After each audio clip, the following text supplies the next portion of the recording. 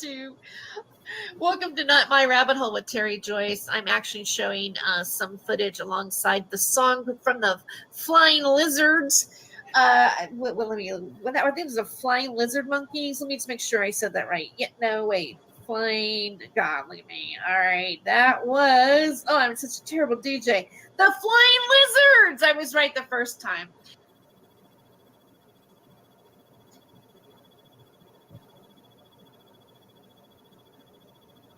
All right, welcome, you guys. I was just showing that little. Wait, dang it! I didn't mean to have this. Something's still going here. Mr. H reviews Johnny Depp trial. Okay, yeah. And again, I was wanting to maybe talk about the Johnny Depp trial a little bit because that's been, I guess, on my mind. You know, I'm thinking maybe some of you have heard of it, or maybe you watch some of the trial live streamed. I know I'm going from like a video of Max Spears and right in like boom. Well, excuse me, what was that all about that you were just playing beforehand, but now you're gonna just slap us with, some Johnny Depp stuff. Welcome to my live stream tonight. I just kind of Johnny Depp and Amber Heard toxic. Yes. Yeah. You know what? I have been watching it, and it was live streaming on YouTube. There were like these, they seemed like they were lawyers, or, they worked in the law office or whatever. Just people, they had a channel and they were just showing live streams of the trial. And then they would do commentary. I mean, I might find that a little bit later tonight and pull it up and just, maybe show some of it. I think I can do that, for educational purposes. But it's kind of one of those perfect things to watch when you're doing something else on the side. For me, like I was applying for my FAFSA application for my financial aid for, my next year for college. And while I was doing that, I don't know, there was something like sort of like distracting but soothing in the background to hear, whatever's going on with Johnny Depp. I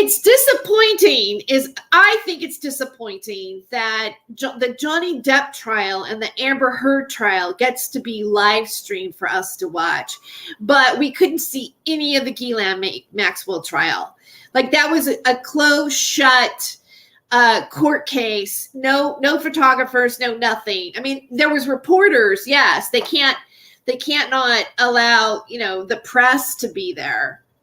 I believe there was press. I'm pretty sure you can't, the press can be inside, but they can't do any recordings and they can't do any picture taking or anything like that when it's that kind of trial. And most of the time in the United States, they don't even do that anymore. I mean, there was a time where they had certain laws and they made them go, no, you can't put it on TV. So they go, oh, everything's going to be closed, or certain states were more strict about it or whatever. But then it lifted, and it's been that way for quite some time, that almost everything that we actually see, we can actually watch court proceedings. And obviously, the Ghislaine Maxwell trial was really, tight. And I'm just saying that I could go on about the Ghislaine Maxwell trial, but that will take us off of Johnny Depp. But really, what's more important, because I would have given not anything, but it would have been great to have been sitting in that courtroom and to be the reporter that goes in and gets to hear about, what's going on, watch what happened in the trial.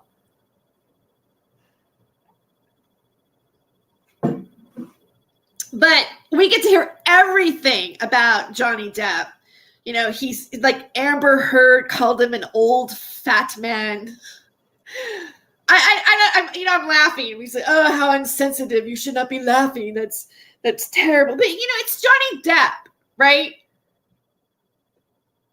Don't you think in a way, and this is what the bad thing about being a celebrity, by the way, Lionel, there's a channel that I've been watching. I'll share it with you in a moment if you want to subscribe to his channel. I might even show a little bit of Lionel. And I did a video recently. It was with Brian. It was Brian Harvey. I don't know if not everybody might not know who Brian Harvey is. And according to my algorithms, things that I do on this channel, it wasn't the one that got, people were of the most interested in. But I titled it something like, is this targeted harassment of a celebrity? Because Brian Harvey is an boy band singer, almost like the lead singer, I think mostly. And it was called E17 in the UK. So he was like a huge pop star.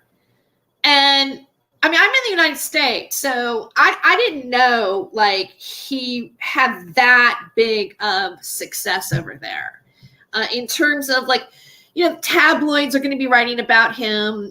He's was married to a famous actress too, and she had a cocaine problem, and there's these accusations of him using cocaine, and all of this kind of stuff. But Brian Harvey is, claims to, right? I got to be really careful about what I'm talking about right now, because it's going to intersect with Prince Andrew and Ghislaine Maxwell. Okay. But he claims to have been at a nightclub with Daniela Westbrook was the name of the actress. They were really young, and they were, invited to a club.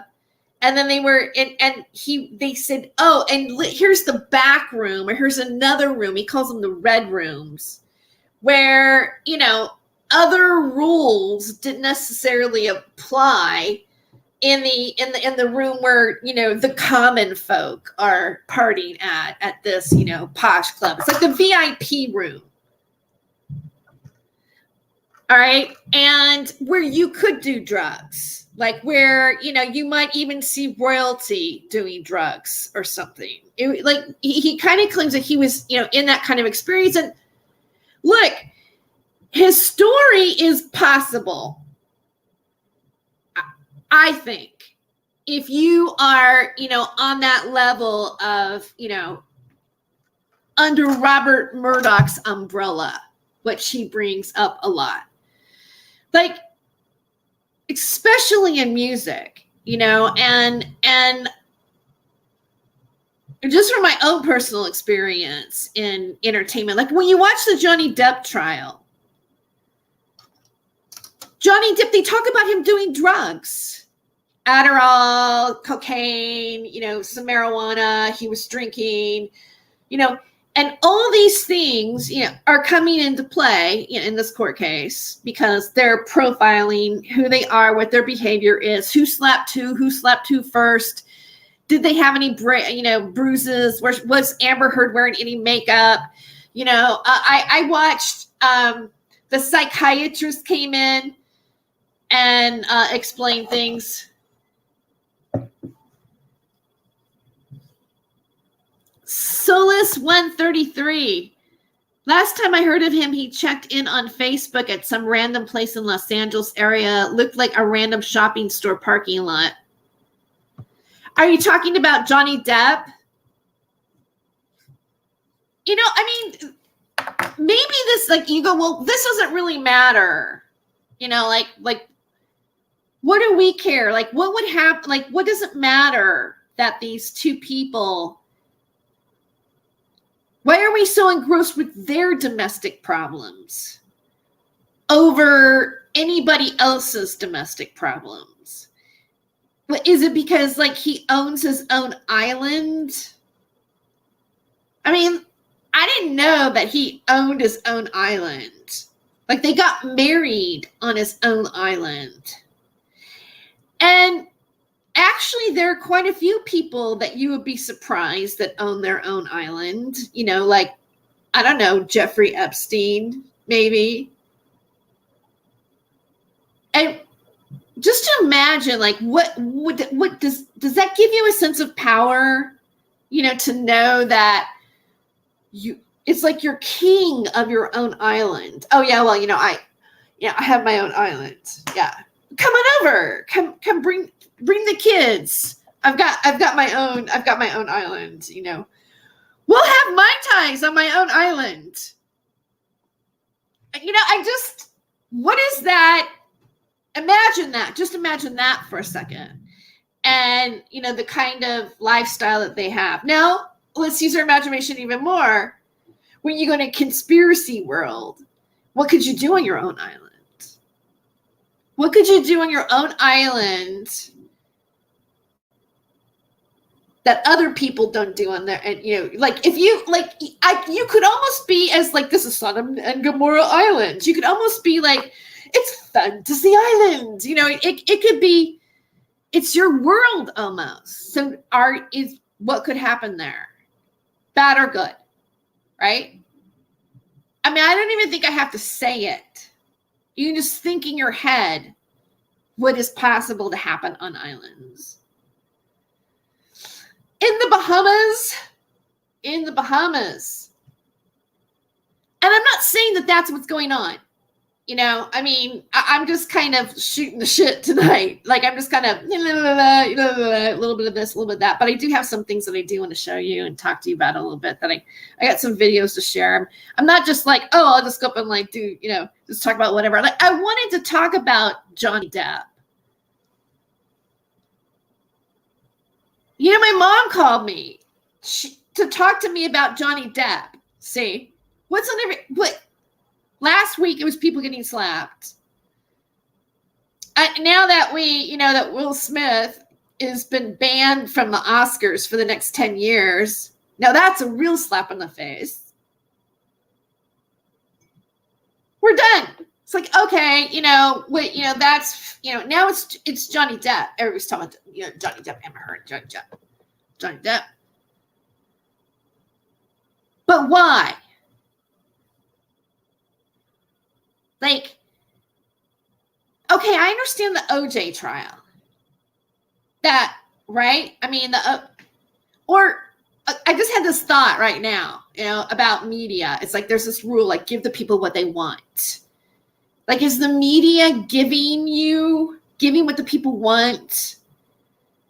And isn't there like a secret desire, like, to see the celebrities crash? Like, oh, Johnny Depp, yeah, he's a drug addict. He's been in rehab. He's broke. He's a fat old man. He's not Johnny Depp with an island. He's a fat old man. Right?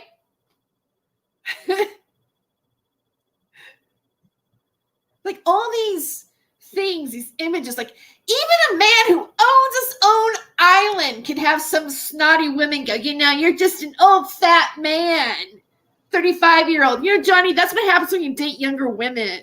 Okay, end of story. I'm joking, really, but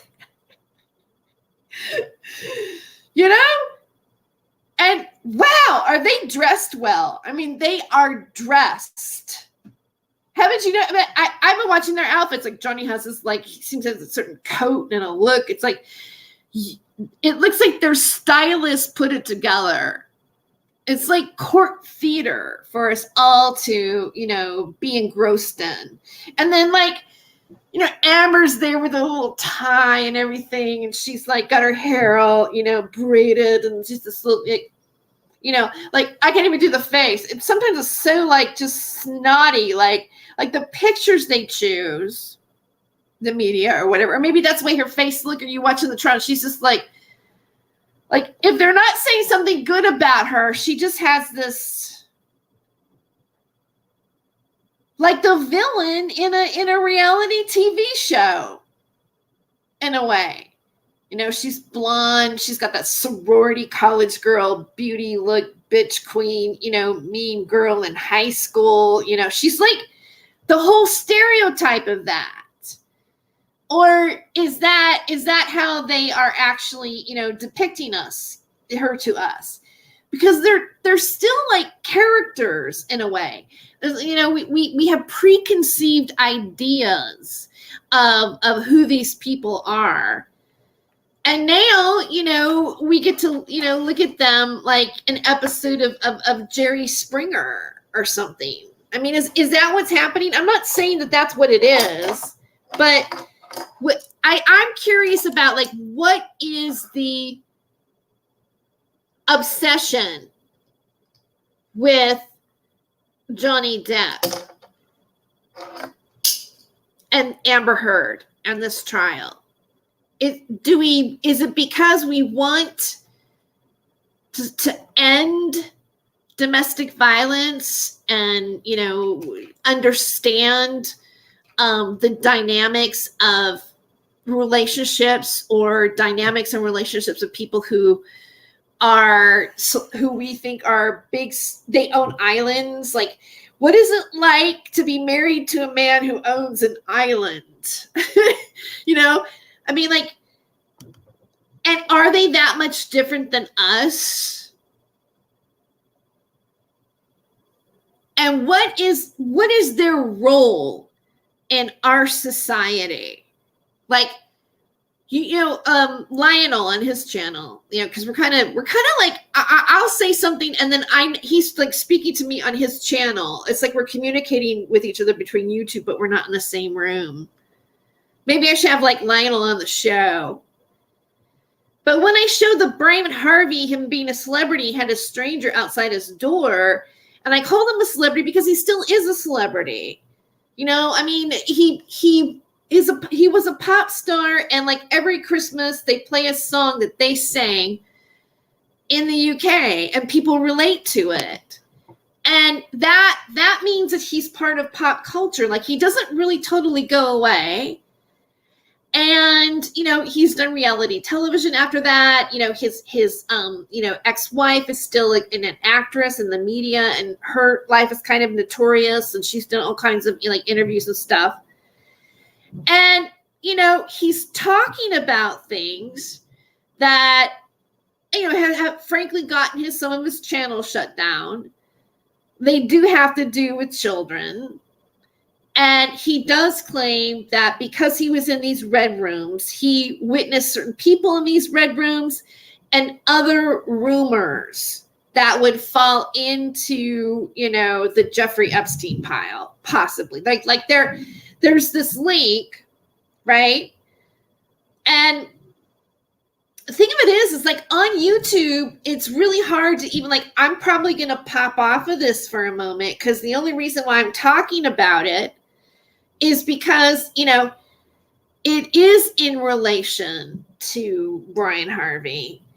And the reason, because of the fact that he has said certain things on YouTube, and he continues to delve into the topic that involves accusations of maybe the royalty. A lot of people I've noticed, like on Sean Atwood's channel and people in the UK, they are really talking about the Jimmy Savile, a British horror story, the documentary that was just on Netflix. And so,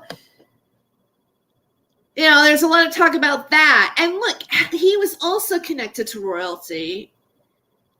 And I watched the documentary, and when you see how he was connected to Prince Charles and Diana, and they would even ask him for advice, and that is just so bizarre to me, that this guy had that much influence on even the royal family. So, and what was he? He was a celebrity. So when you look at people that, reach millions of people, whatever they say reaches, their movies are international. Like, obviously Johnny Depp is an international star. The movies that he's in is marketed all over the world. And, so that's like a whole nother different kind of level of, celebrity. Now, like, Brian Harvey isn't that. Like, I didn't know about him in the United States until I saw his videos talking about these other topics. you know, and then in retrospect, you realize that he was a pop star, has a song that's part of like probably, you know, Christmas movies or whatever that he's in, or that it, like when people in the UK think about Christmas, his song comes up on the playlist. That's a certain level of something that when you have a stranger at your door that's over here and bearing that he talks about it, what he talks about, I think that they're targeting, he's still a celebrity. Like, once you've been in like a certain level of national notoriety, you know, you are still on the list of being a person of note. Like you're a person in the public that you could be stalked by a stranger. You could be like, what, you know, have, you know, hate mail and, you know, things happen to you online or whatever. Even if it's just simply that you're talking on a YouTube channel, but compound that with other things that a person might be known for in a public forum. So your privacy matters. There have been, you know, there was I believe it was an actress. Her name was Becky Schaefer, back in like the 80s, where, you know, there wasn't as much protection. Her stalker saw her on you know, a TV series and went and found her address at the DMV. They gave it to him, and then he went and shot and killed her. So when stuff like this happens to somebody who's a celebrity in like Los Angeles, they have actually implemented laws that if the person is, there's more penalties, you know, you're supposed to have more protection by law enforcement. Now, I'm not saying this always happens, because it doesn't happen. And then when it doesn't happen, you have to ask, well, why is that happening? Right? But you should have, it's not like, I mean, anybody could be stalked. Like, I mean, and I know that like sometimes somebody could be at your porch, or you know, they want you to sign a petition, or they got a product, or they're soliciting, or it's politics or whatever. And even that, you got to be careful about opening your door to people. But, you know, there was this guy that was on his gate, and I say it because, you know, Lionel was arguing with me, well, Brian Harvey really isn't a celebrity. And, you know, we should just get rid of celebrity culture. Nobody cares about celebrities anymore. They don't mean anything. And I think that in a way, as a society, I feel that we have become, there is an animosity towards celebrities, because that's Orlando, because we feel that, so I rolled across the top there, that they have sided with like propaganda, and they've been dishonest to us, and they have like taken political sides in a way that has fueled more division amongst us, especially in the United States.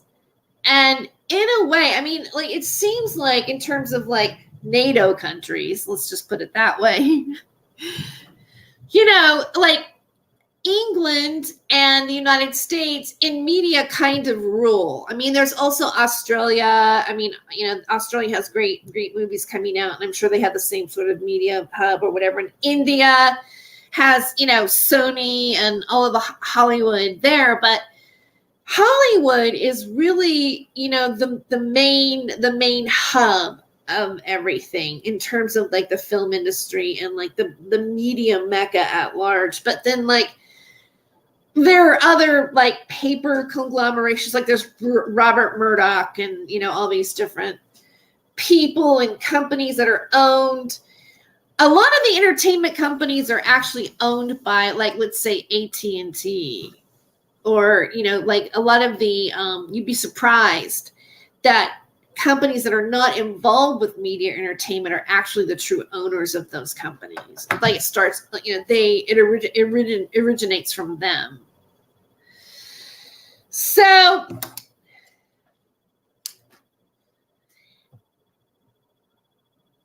okay, I got some comments here. She wore her hair to look like a halo. Oh, wow. So she'll look angelic. Well, it did look like she was trying to, Amber Heard was trying to give that innocent look. You know, like she's pure. Like she's not going to come in there looking, wearing the red dress. Like she's not just going to be the whore of Babylon. Amber Heard was in the movie where she was a hot teen girl who ends up killing all the boys who like her. Oh, that sounds interesting. I wouldn't mind watching that. I watched her in Amazon Prime had The Stand, and she was in the new version of The Stand, and she played, like basically the bride of like the bride of Satan, really, in a way.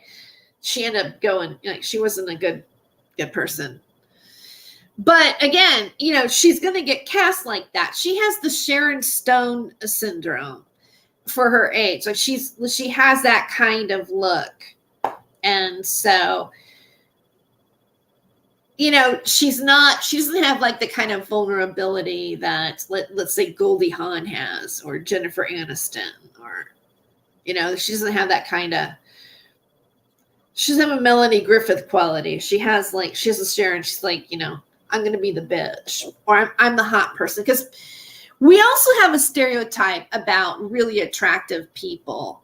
We see them as being aloof and stuck up and probably one of the bullies, and, isn't going to be modest and will, like Claire in The Breakfast Club. Like we think of her as being that stereotype. And, that's kind of what that movie was about, was like, yeah, you think I'm that stereotype, but I'm not really, there's something else going on with me. Like society puts us in those stereotypes.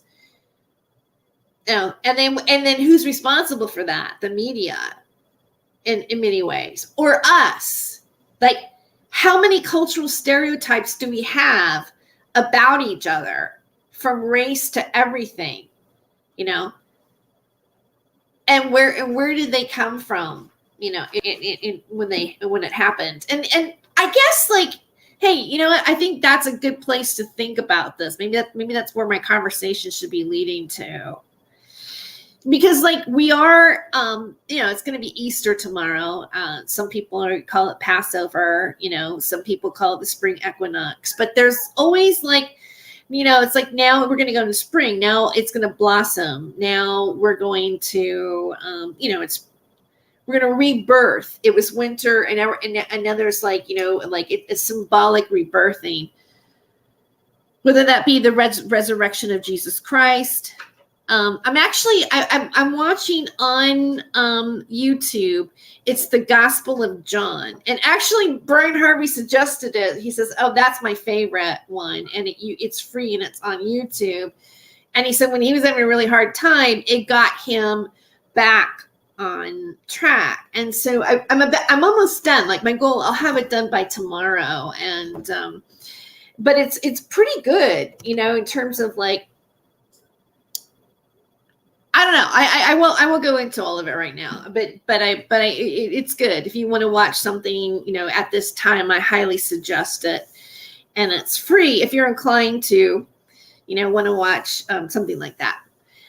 Okay. Also, the bunny thing, like I did the bunny ears here. I almost feel like I'm almost hesitant because like the symbolic of the rabbit, and, you think about it, like, I don't know about you, but I always thought, well, how is it that we're talking about the resurrection of Jesus Christ? And this would have been the date that it took place, but we all know that it didn't really take place. Like, we can go back to Constantine when, in the Roman Empire, where he blended all of the mystery schools and everything together in one. So we know that these things are falling on these certain times that are going also with the months and everything else. And, I didn't realize that when I was watching the Gospel of John, they were celebrating Passover because people celebrated Passover, right? But Passover, I thought, was like part of the Christian religion too, because there's a Passover, you know what I'm saying? And so it was like, wow. So this time always existed in something that, there's it's like, I guess maybe like it's a spiritual time or a spiritual experience for people, It's like you made it through the winter. We made it through the harder months. And now we're getting to, the spring aspect. But then there's the bunny, rabbits, right? And then there's the Hugh Hefner thing, like the choice to use the bunny, I watched this other documentary. I might show a little bit of tonight if I could pull it up a little bit. I don't know how long I'm going to go. I don't want to make it a marathon, really. But this documentary was about how the equating of a bunny being like this timid bunny in a cage that's just soft and fuzzy, but you can just, and it hops along and, it's like, it was like, oh, that's Hugh Hefner's objectification of women that way. And the bunny outfit and the costume and the ears. And then they worked at the bunny club. And then you think about how it falls into the spring equinox, and it has an occult meaning to it. We know it does. It's fertility.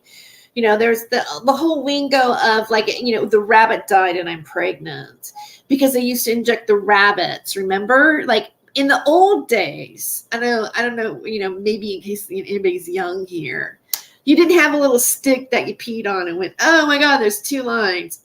Okay.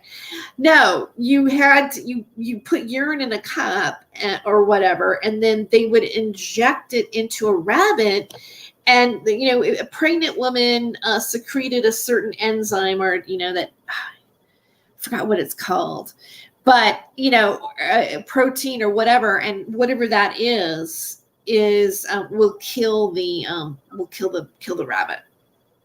All right. There is this movie, I hated it, and I don't know if anybody can find it anymore, but Joan Rivers actually wrote it, and I think it was called The Rabbit Test, and it was about the first man to give birth to a baby, and the man who played the role was Billy Crystal. Yeah, it was really, I don't think it's a good movie, but the concept is interesting, and Joan Rivers wrote it. So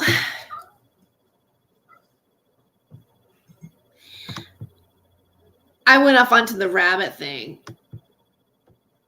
and then there's down the rabbit hole. Okay, I'm just going to finish it up, which, that's why I called this show this, is because it's not my rabbit hole. And yet I have my little rabbit logo.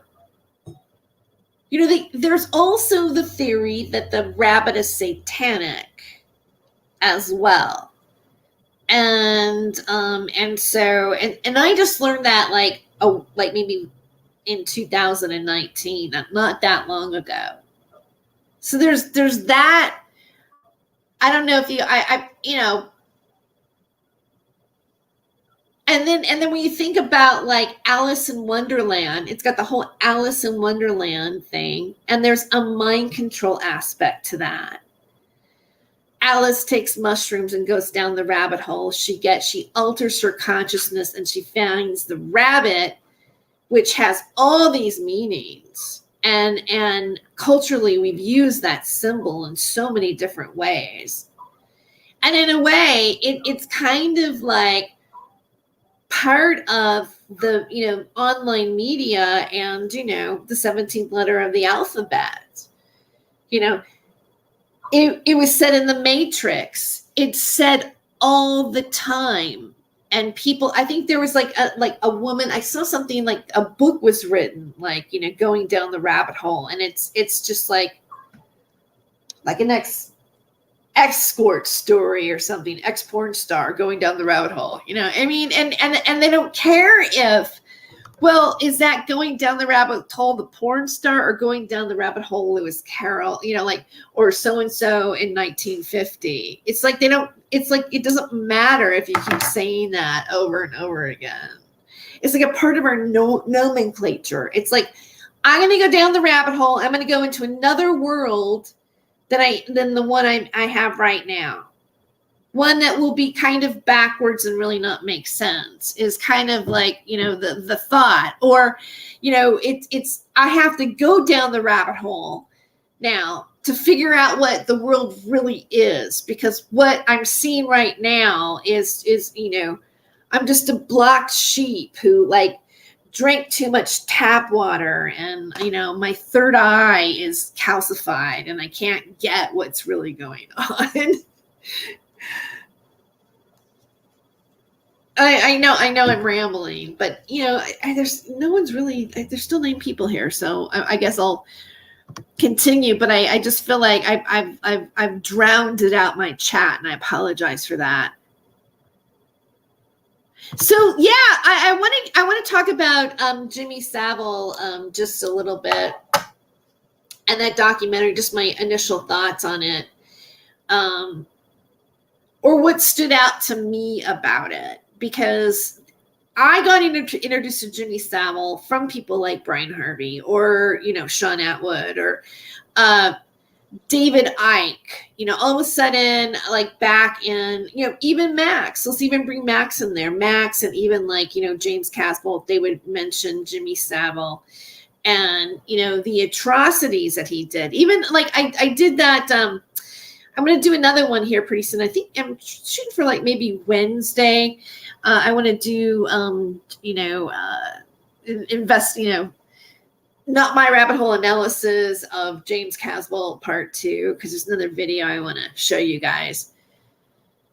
But, James Casbolt talks about Jimmy Savile, and the first video I did here on my channel, he goes into great detail about what Jimmy Savile does. And he brings in like this elite practice that, he is basically saying that, it goes all the way to the royalty or whatever, that they are doing stuff that, like literally James Casbolt says in that one video that I did an analysis on, that's on my channel. Maybe I'll bring it up, so you guys can see it. He says, that oh, well, Jimmy Savile was doing these atrocities. Like, I don't even want to say them because I don't want to get in trouble, but it has to do with like dead people and stuff, right? Just disgusting. And he goes, no, but he's also giving back to them by doing it. Like, he's giving them something that they wouldn't have had before. Like, as if like he was giving them something that's going to like live their life fuller. And and again, you could say, well, you know what? James Casbolt is just full of crap. And, yeah, there really is a Jimmy Savile, and he was connected to the royalty. And I didn't know that he has, Jimmy Fix Everything or something like that. He had a show. I'm sure that probably a lot of you watched the documentary, where he would help little kids would write to him about their wishes, and he would like make them happen. Like, one of them wanted to take his teacher out to dinner, and they had, did a dinner, and they paid for it. And the teacher was there, and they had it on air, and, or some of them like, jumping through fiery hoops, like Evel Knievel and stuff. And I don't know, like, to think that he had people trust him in a way that getting back to the celebrity thing, he wouldn't have had if he wasn't a celebrity. And then like he, is able to raise all this money to all these charities and all these, mental illness places, and he would be part of the staff of people with mental illnesses. And, like, it's like he created this myth around himself, and he gave back, he technically there were some people that were helped by him because of what he did. And it makes me wonder about that karma thing, like this game that I think that I call them they. There's a game that's played, whoever's playing it, where it's like, well, if you give back, if I'm doing good over here with one of my hands, but the other hand is like stabbing my brother in the back, and I'm going to eat him in order to gain my own power. Like if you're a vampire still, sucking energy, but then giving out, making energy happen. Because the problem is that I think the problem was, in terms of Jimmy Savile, is that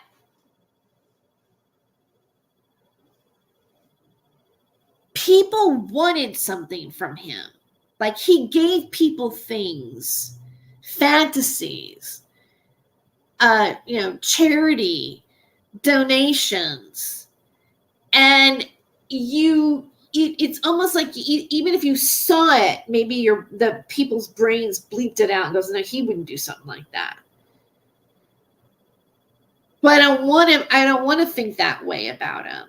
I mean, how did the monarchy feel after that? Like how does like Prince Charles feel when he realizes that he was asking advice from somebody like Jimmy Savile? All right. Or here's the other thought. And just think what that other thought is for a second, because I don't want to say it out loud. But there's a more haunting thought about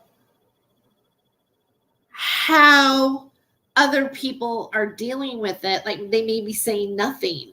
Well, why are they saying nothing? I mean, if the monarchy says nothing, if Prince Charles or none of the royalty come out and go, oh, well, we were hanging out with that guy because we would have never known that was happening. Who thought that when we had these parties at like the orphan girls' school, with all these people and celebrities that we owned, that, that they were all there, but we didn't see anything like that happening, but we're partying at there anyways. It's like, I think there are unanswered things that the documentary says, in a way. And also, I just want to throw it out there, because maybe like there might be somebody who is like painfully listening to this later. What do you think about David Icke in the documentary with Jimmy Savile? And guess who else knew Jimmy Savile? Ricky Gervais.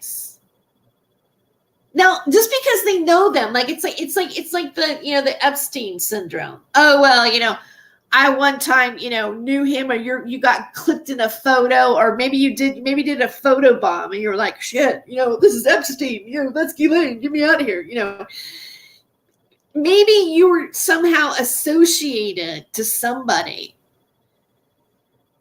But that doesn't necessarily mean that you are, you do the same things they do. But I just wonder about, is it possible to hang around somebody that heinous and not know the other side of them? Like sometimes, like you could think, well, all right, he's a sociopath, or they're a sociopath. So they are able to pretend so well that I want to believe them, that that's what they are. Right? but they're not. I mean, is that what Jimmy Savile is? Like, did he just like trick everybody? Like he was the trickster that came in, you know? And then on his grave, like something like, well, it was great while it lasted or something like that. And then they took it down because they said in lieu of what he did, it was insulting. And then he died with his fingers crossed. And it's just like, what, you know, it's like, oh, I hope I make it. I hope I gave enough charity for all the awful things that I did. And I balanced everything right so that maybe I'll get into the gates of heaven and have resurrection and an everlasting life. That there is some, I am good enough to move on from here. I am good enough. Really? Like he crossed they found him dead with his fingers crossed. Because I guess he knew he was going. I mean, that is just like, I find that odd. I find it all kind of odd because like he's a public personality. He is what you call a celebrity. Hey, Jeff! Oh my God. It's good to see you. I'm glad you showed up. Yeah, I thought maybe like, what the heck? I'll just ramble and talk and then hang out with people and have a party. But I've been going on about. It's been a while. Like, you know, it seems like you missed a few. I think I'm out of the like Charles time zone. You know, he doesn't. I'm doing a later show tonight. It's California time. What does it mean when you die with your fingers crossed? You know, that's a good question. I just think it was like, you know, he thinks that I you know, like this is like, oh, this is good luck. Oh, I hope it works out for me. You know, I hope it works out. Yay. I hope I pass my test. You know, it's like you're crossing your fingers is like people could do it when they lie too. Like they go, oh, no, I didn't blank, blank, blank. And then you're like, and then you justify it because you crossed your fingers. And so, you know, it's the protection of your lie, kind of, you know, you're hoping you don't get caught. And I think, you know, he crossed his fingers. Like, why was his fingers crossed? Like, what was happening at that time? You know, when in that transition that was happening, you know, like what was like, it's almost like saying that he knew he was guilty and he was hoping that he was good enough, that he had done enough good that he was going to be able to get where he really, you know, he didn't want to go to hell, really. I mean, ha ha ha, to the end. Yes, totally to the end. That's the part that got me in the documentary. I was like, what do you mean his fingers were crossed? What do you mean? I was just like, really? I mean, it just brings more like mystery to it. And then when you look at him, you're like, this guy's a total freak. Like this guy is a total creepster. If you didn't listen to what position he had or how much money he gave to whatever charity, if you turn the sound off and just look at his damn photo, you're like, this guy is a freak. This guy, I would not want to get, I would be scared of him. I go, this guy is a freaking, something ain't right. And the fact that he preyed upon disabled people, children, and people, or that he would do it, like he would goose, like, you know, a teenager while he was on the air doing a show. And I'm like, don't tell me nobody didn't go, huh? Don't tell me nobody didn't go like inside instinctively in your inside go, that ain't right. Something ain't right there. Something ain't right there. Come on. Can't tell me that many people didn't know. And then, okay, so then it started to become rumors, and then these journalists got a scent for it. And hey, Charles, you're here. I didn't know you're going to be here. Yay. Okay, now it's really a party.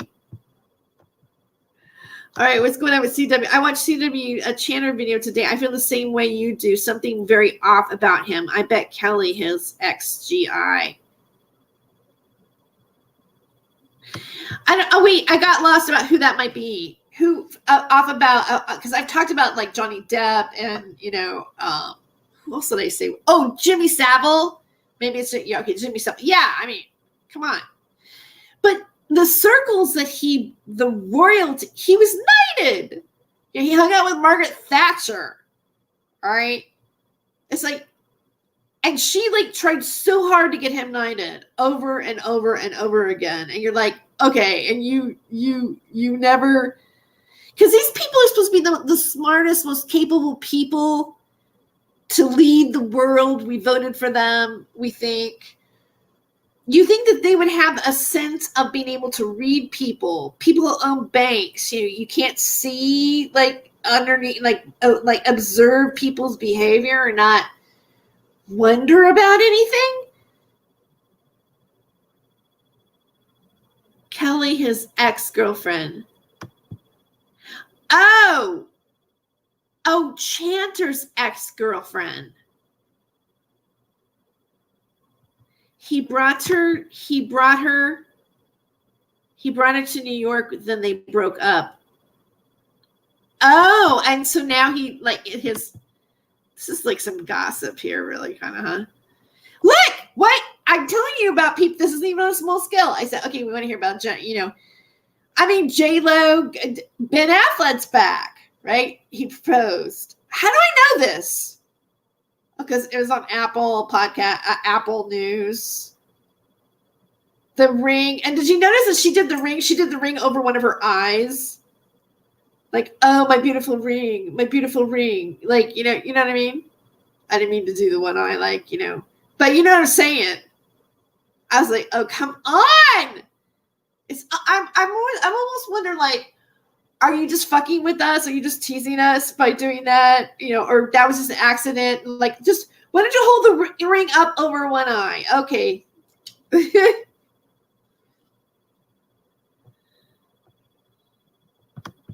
She dumped him.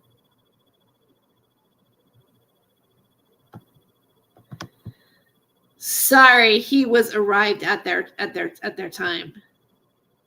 Married. Okay, I'm going to let this, I'm going to show these. Why not? Okay. Because, Chanter completely destroyed Kelly when she finished, when she finished with him.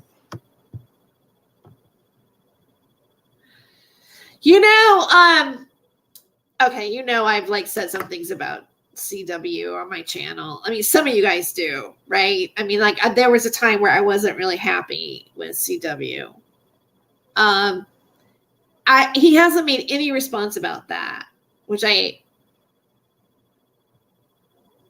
okay. I mean, I kind of like that. I mean, it's like, it's kind of like let things cool off for a moment, He has liked a few of my stuff that I've uploaded on Instagram or Twitter, which I'm just letting that be right now, I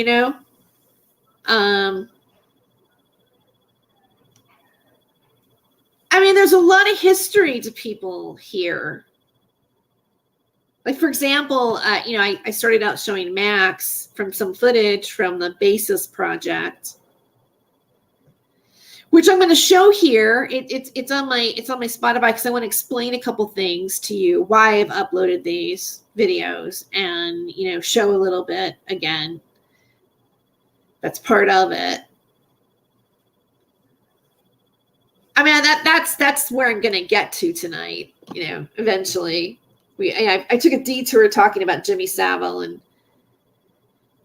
Johnny Depp and the Amber Heard trial and, Jimmy Savile. It just seems like to me, those are the things like this week that I looked at. I looked at Jimmy Savile. I looked at, the Johnny Depp thing was going on. My mom calls me up, right? I started talking about that, about Johnny Depp. Tere, he's only a year younger than you. Once my mom called me up and she goes, Tere, Tom Cruise is getting divorced. He's on the market again. Like, I can I'm going to be able to snag Tom Cruise. Hey, you know what? The thought was nice, you know? But Tom Cruise is like only a day older than me. I was born the day after him, literally same year. It's kind of weird. And like, you know, again, you talk about like celebrities or like what we know about them or what they, you know, what their marriages are like, or C.W. Chancer, you know, what his relationships were like. But some people's relationships, though, you know, when you go into the media, when you put a camera on your face, you know, and then you intermingle with one another and people know that, or they know it behind or whatever, then that, you know, it kind of becomes like fodder for talk or conversation. And, you know, you say, okay, well, does it matter? Well, it might matter. It might matter, right? If you are looking at how people treat people, or people treat women, or people, you know, do whatever, you know, like where is there, I mean, even though like it's, well, their relationships really none of our business, but were they ethical to them? Were they loving in the split? Did they say something kind about the person? Or were they private about what happened between each other? You know, did they, you know, all of that, I think, comes into play. And then, you know, in a way, you know, like in a court case, like what's going on with, you know, Johnny Depp is like, you know, was he on drugs? Did he ever hit her? Was he ever physically, you know, verbally abusive? Who was verbally abusive to who? Who slapped who first? Were there bruises? Did, you know, like the accusation that Amber Heard is making it up? You know, and if she is making it up, then is she just a sociopath? Or, you know, or she's deeply troubled with her own trauma from her own father that's affecting this, that she can't seem to do whatever? Or is she actually fucking with him? Like, you know, well, if you're going to do blank, blank, blank, well, I'm just going to make your life miserable. And if I want to, I can probably, you know, ruin your career because I feel vindictive about, you know, what's going on or whatever. Because it, to me, it looks like both of them are partly responsible for. I mean, I don't think Johnny Depp is the monster. You know, she's painting him. But then look at Johnny Depp. Like, there's conspiracies about Johnny Depp. And I know I'm getting back to Johnny Depp, and then we want to talk about Chanter. Hollywood and ethics is an oxymoron. No, you're right. See? And I think that ultimately that's what we think about Hollywood. And in many ways, that's an honest statement. You know, another show I watched on Netflix was about like the Manson, like Charles Manson. There's like a series, you know, I forgot the title of it, but it's you know, about them living on that fake ranch out there, which was a movie set, right? And everything that's connected to that whole thing, how they were influenced, how they were manipulated, you know, the drugs involved with it. I don't know. I mean, it just... And then also the Nexium thing, Keith Rainier, like, I don't know, I got interested in like how cults happen, how like there's always this man with like a harem of women around him. Yeah, I mean, you know, there's like it happened, like there's a pattern to it.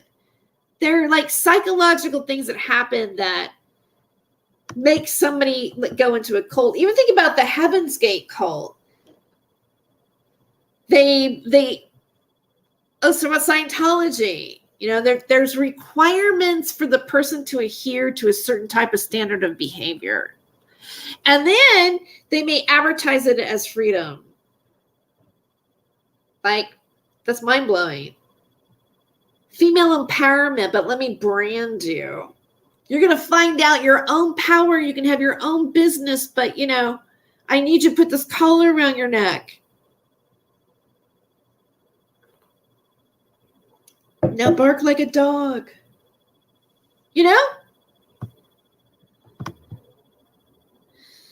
I met Tom and Katie back in 2007 at a barbecue on Memorial Day. He knew everyone there. I was invited and soon discovered it was a Scientology gig. When Cruz worked his way talking to me, I split. He did comment on my Harley. Wow. Well, you should be impressed. You were like, Tom Cruise himself was trying to recruit you. That is like, that's a story. That's a cool story. I accidentally took one of the tests. I was at this, it was a UFO, a David Farman event. They live among us, you know, and that's when I was involved. Okay, I was on my little trip working with Stephen D. Kelly. And there was a Truth Cat radio booth set up like in the hallway or whatever. But then there's another part where they had all these different booths, and this one girl comes up and she goes, yeah, I've got this stress. Like, I go, what's your booth doing? Because I was kind of like covering things myself, my own cell phone, like just do my own documentation, right? I was live streaming even. And, you know, and she's like, she's like, well, what, you know, what do you, I go, what are you doing? She goes, oh, I give people a stress test. I give people a stress test. And I was like, oh, she goes, come in my booth. I'll give you one. And so I get in and, you know, you put your finger, whatever, you're hooked up to something that's electrical, like has current and everything. I'm going to ask you some questions. And then if there's stress surrounding it, we know what happens when, you know, the thing, some of you guys probably know exactly what I'm talking about. So I think of a thing, and then, you know, the stress thing goes off, and she goes, so like you were thinking about something that you're there. And I go, yeah. She goes, what was it? And I go, I don't really feel like telling you. She goes, what do you mean? I go, well, really, it's none of your business what it is. And she goes, but how are you going to, I go, no, I'm taking a test. I go, and you're asking me to give you personal information about myself. Well, you could get help that way. I go, well, maybe I have a handle. Maybe I'm already working on it. And then I looked at her and I go, how's my stress now? Is my meter going up? And she goes, no. And I go, exactly. It's perfectly fine. I go, I'm perfectly fine right now when I'm talking to you, telling you that I'm not going to give you my information. So this is working for me. And I saw her eyes like just they just like bugged out. Like she's like, and she got up, she left me. Like she's like, this is over. Like she's freaked out. And I was like, oh, okay. And then I got up and I walked away. So that was my experience. And then like somebody was telling Steve, and like I talked to this one lady later. She had like a jewelry booth, and she goes, I kept telling Steve, and I go, look, help her. She's going to the Scientology table. Like she doesn't know. She really doesn't know. And he was like, whatever, you know. She's walked into it. She can deal with it herself, I guess, is what happened. Hi, Electro Pig. Not really. I mean, like, I really didn't get, you know, warmed up until now. I went on and on about like Johnny Depp and Jimmy Savile and how Jimmy Savile like died with his fingers crossed. And, you know, okay, not impressed. Katie was about a foot taller than him. They both flew on a vintage warplane. It was a private airport. They're all taller than him though, right? I mean, come on. He's not a big man, You know, I think he's only like, what, 5'7" or something like that. But, you know, I guess as long as your body's proportionate in film, you can't really tell. You look tall because, like, it's not when it's like if you have short legs or something like that. So if some people who are like that, they will look shorter.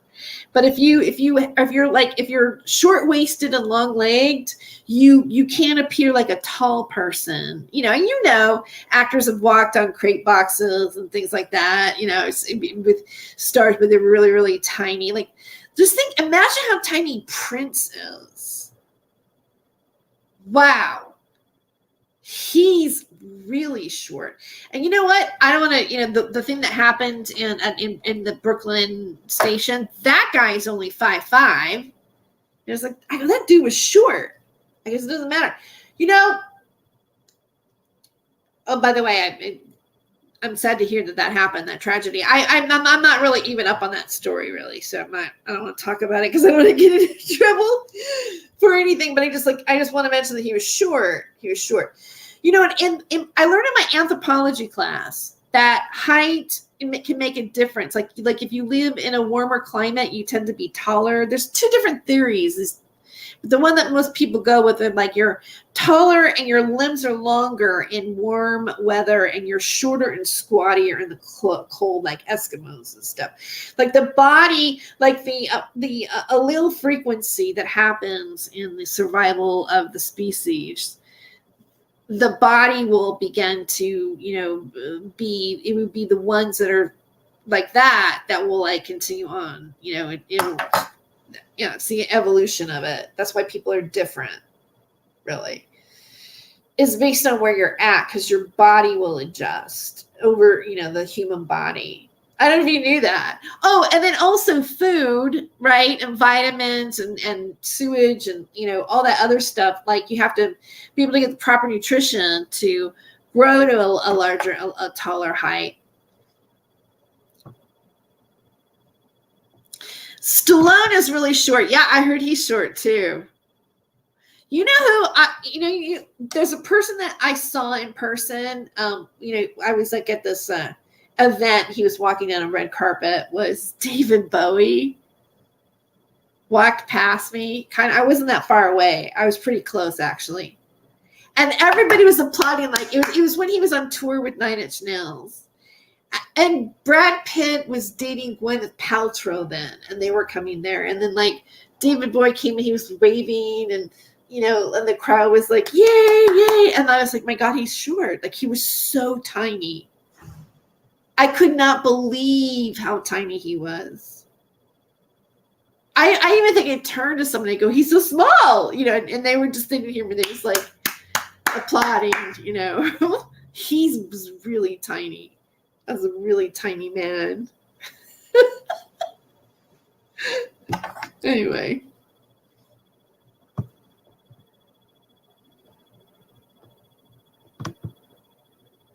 I stay away from cold pools so nobody can make such claims about me. Yeah. I don't like cold pools. I'm spoiled. I like it when they're heated, but when it's really hot, then the pool can be heated. It's when it's like, 113 outside, then you want to, the pool is like, oh, yeah.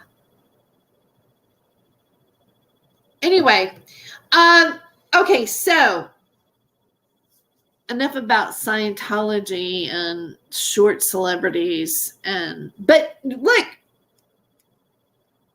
I was talking about my friend Lionel here on YouTube, and talking the argument about celebrities, that they don't matter, that we don't want them to matter to us. And think about like their choices that they say that we as a society should do. There was a video I saw on Twitter. And they go, and too bad I don't have it pulled up. But it was like Obama making a speech. Like they go, this has been pretty much scrubbed, but I found it here. And it was like, he's like, something like, you people can't make your own decisions for yourself. That's why you need us to do it for you. It's not like he didn't say that. It wasn't those words. Okay, don't take those words. But it was kind of like that's how it sounded. Like I know it's a clip, but they know that they can't. They need us to lead them. They need us to tell them what to do because they can't think for themselves. Like there's this thought that, the regular cows, we cannot think among ourselves. We need to be told what to do, how to do it, when to do it. And if you don't do it, you cannot work here or whatever. Now, some people want to believe that is like the control behind that. Some people want to call them the elite, the movers and the shakers, the people who have the money. Whoever has the gold is the king. Whoever has their own island and a certain amount of gold can be a king on their island if they want to, and then marry, another actress, and we can all take mollies at the reception on my island because it's my island. If I want everybody to do, what is it, ecstasy on my own island, and I'm Johnny Depp and it's my fucking wedding, then I can do it, right? Sorry, I didn't mean to. Sorry, I sweared there for a moment. Forgive me. Touting for votes, was he? Sean Penn. Oh, yeah, baby. Sean Penn. That's a good person to talk about tonight for a second. There's a movie, El Chapo. It's The Day I Met El Chapo or something like that. It was a Mexican actress. She was in the novellas, came to America, was a soap novella star, crossed over into film, and she has her own tequila. And she said something in Mexico. She tweeted something that got her in trouble. And it was something like, El Chapo is more gracious and he does more for Mexico than our president does. Like he takes care of, the citizens better than our president does, or something like that. Because see, again, we were talking Jimmy Savile earlier, bringing money to people and gifts and wishes, and fulfilling people's desire, like a Faustian genie, right? Running around jogging and everything, and over here he's doing something else. Well, it's like El Chapo was a cold-blooded killer, a cartel, big cocaine guy. Sheriff Arpaio wanted him. He played in our politics here in the United States, because once he was caught, he was taken to the United States almost like as a gift for Trump. Because this is what this documentary says that she has. It's on Netflix. You can find it. I hope I probably screwed up the title, but you can find it. Well, guess who plays a part in that? Sean Penn. Sean Penn came in. Sean Penn was interested in the documentary. Sean Penn wanted to become a part of it. Sean Penn courted her and had a relationship with her.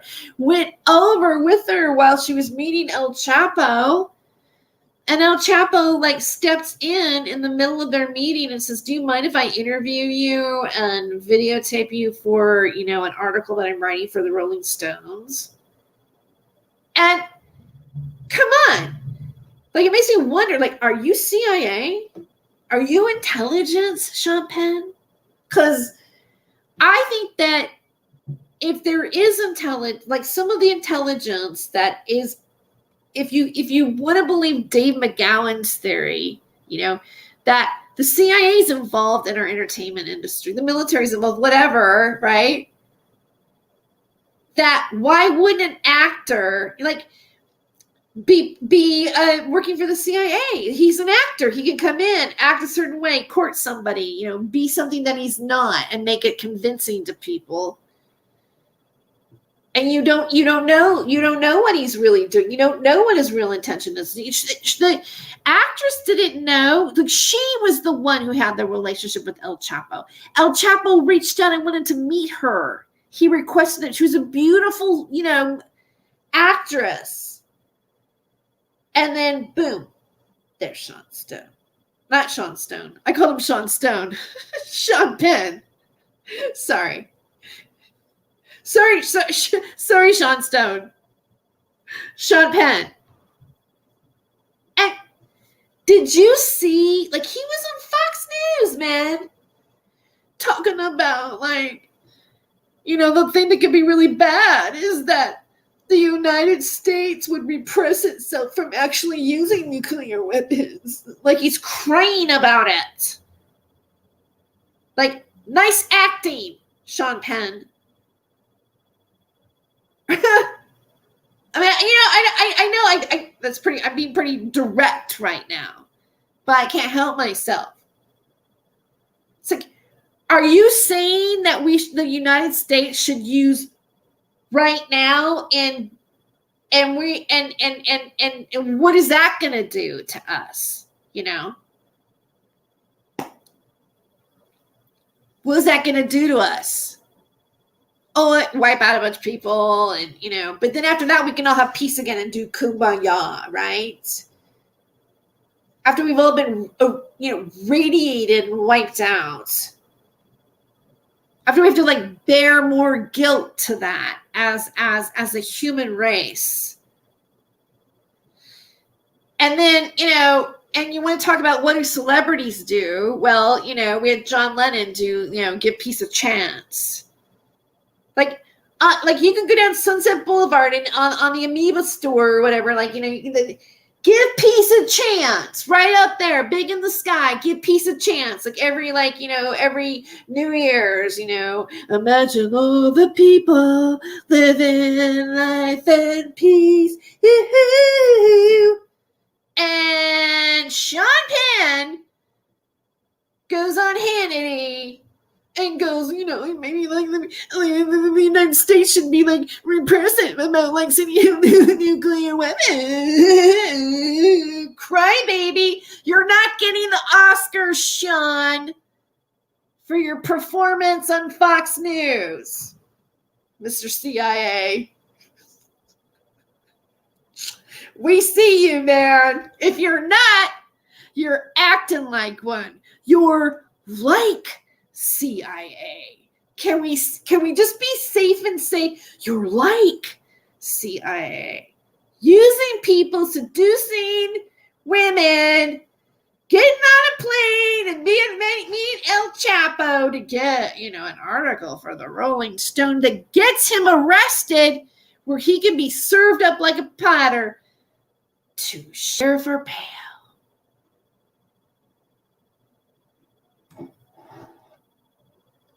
Meanwhile, Johnny Depp's on trial talking about using cocaine as part of profiling him. All of his drug usage is, mental instabilities, therapy sessions, fat man, old fat man. And as I was watching, I have to admit, maybe it's the movies I've watched. Maybe it's my respect for him as an artist, even though I can't say I like the, Hollywood vampire thing. And, because I've been in the Viper Room, right? I told you, I maybe shared that. I've been in the Viper Room a few times. Even back when it was hot, in the 90s. And his connection to Marilyn Manson and all those rumors, and you know what I'm talking about. Right? The dark theories of Hollywood that circulated, you can't say that doesn't play into our fascination of what's going on. And then you see him in his little, suit and everything. You're you kind of feel sorry for him. I'm oh, you know what? Even a man that owns his own island, all he really wants is love. And she just called him an old fat man. I don't know. She was mean to him though. I think she was mean to him. But he said something well, she ruined it. As if he put total blame on her. She ruined it. Depp, cocaine, no way. Yeah. And then he played that cocaine guy in the movie that had Pee Wee Herman in it. Blow. That was the movie. And he played a famous trafficker. But think about, but also think about the movies that have come out about the CIA doing that with the planes and everything. And Tom Cruise played that part. HBO got a doc from the woman from Westworld and Marilyn Manson.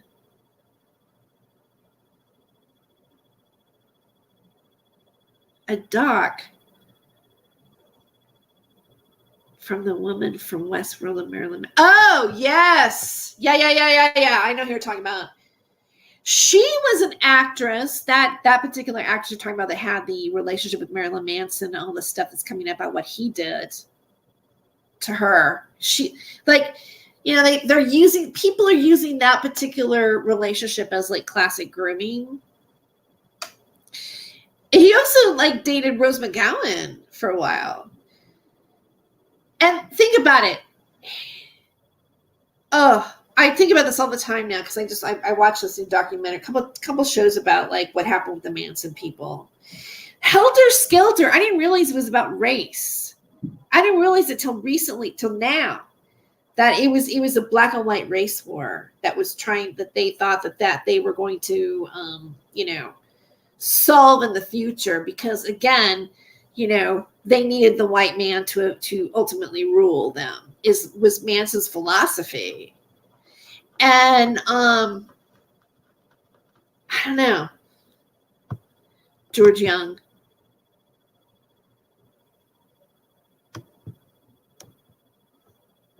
Oh, is that the guy who owned the ranch? So anyway, the door pigs, like when the Manson people painted the door pigs. Well, for a while, 9 Inch Nails, Trent Reznor moved into the place that the Sharon Tate murders took place, and he created the downward spiral there. And now that I know that, it makes me like, I don't know, it just like to think that you're creating something in a place that something so heinous happened is like what, like you wonder about the energy and, does the energy stay in rooms? You know, your head goes with this, right? Because something traumatic happened in the house. Like a landlord's supposed to, like, I think, disclose if somebody dies in a place before you move in it. I know it's supposed to be that here in California. You have to say, yeah, there's been a death here. So because some people are like not. Trent Reznor wrote all of Marilyn Manson's music. They've had their differences, but you know what?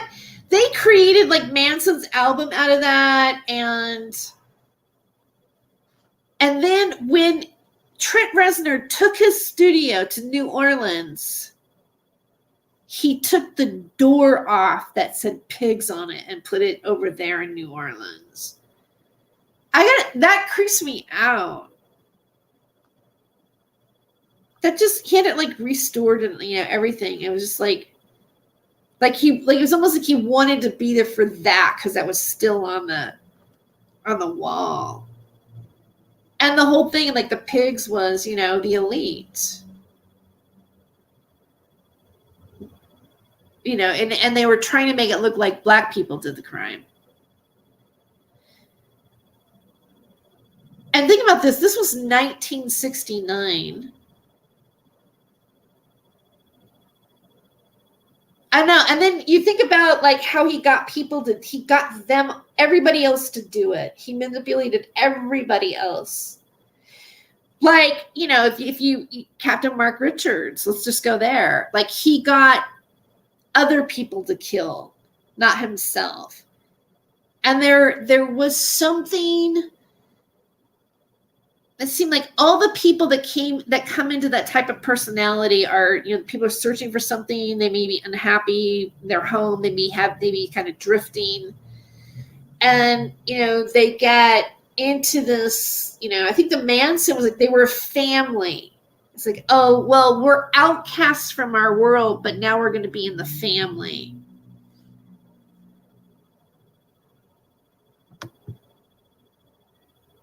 Manson has been grooming Kanye, it looks like.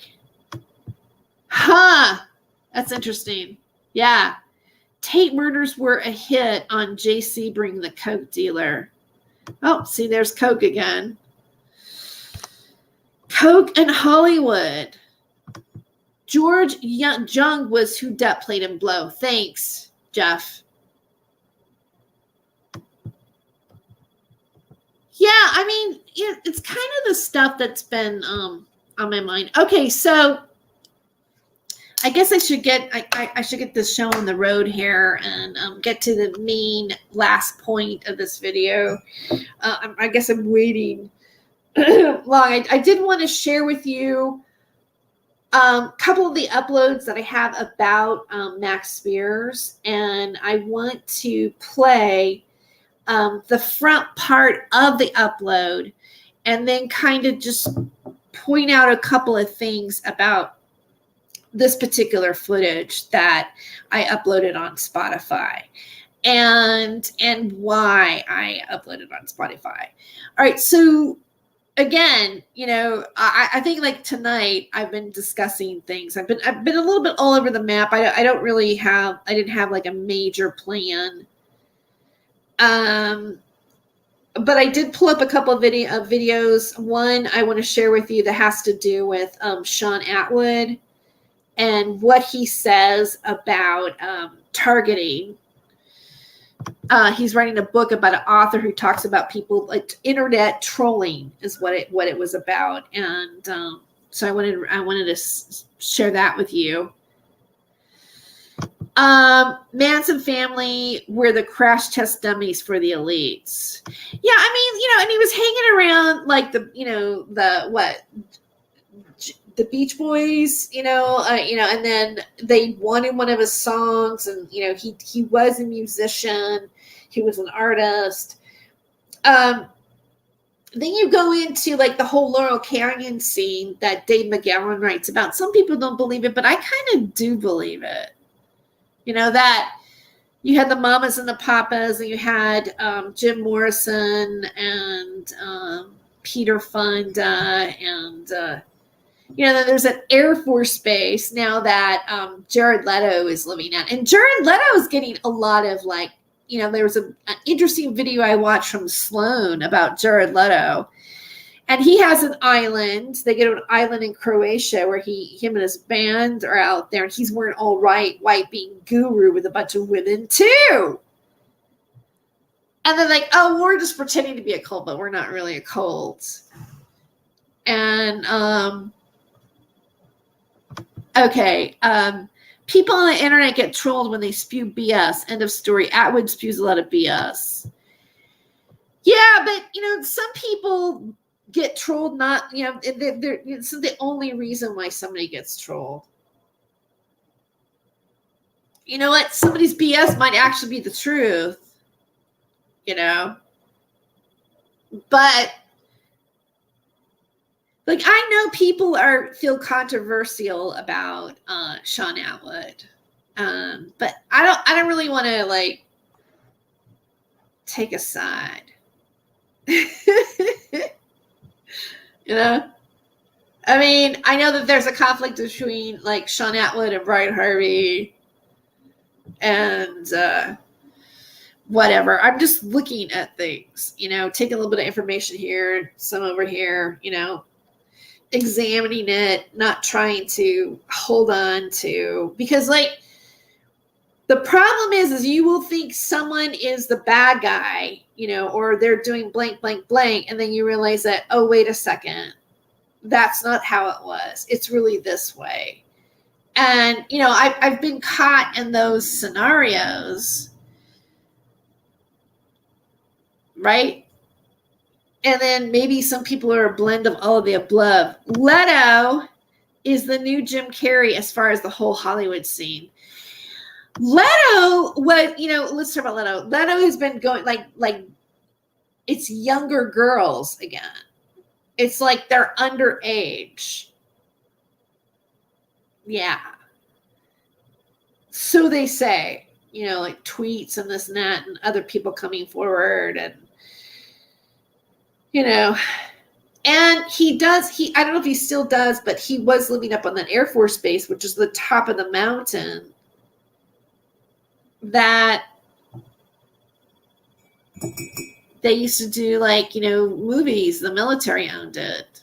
Marilyn Manson had a, clearance, and, there's intelligence involved, and they were doing MK Ultra. That's a fact. there was MK Ultra stuff going on with things. Or so they say, And the consultants were for the Manchurian Candidate were, connected to that. They had a whole studio, cinema, everything. They had equipment. They could do productions there. And so that's where Jared Leto lives. Or did. I mean, there was I know he was living there back in 2018. Vanity Fair has done an article. There's been a guillotine there. He moved in, the people who were there before had a guillotine left in there. I don't know. Sometimes when I look at Jared Leto, it looks like he has nothing behind his eyes. He's blank. When the camera comes right up, it's just blank looking. I don't know how to describe it. But I mean, I remember him from My So-Called Life with Claire Danes, and he was older and she was really young still. She was a teenager still, and they had all those scenes and everything. I don't know.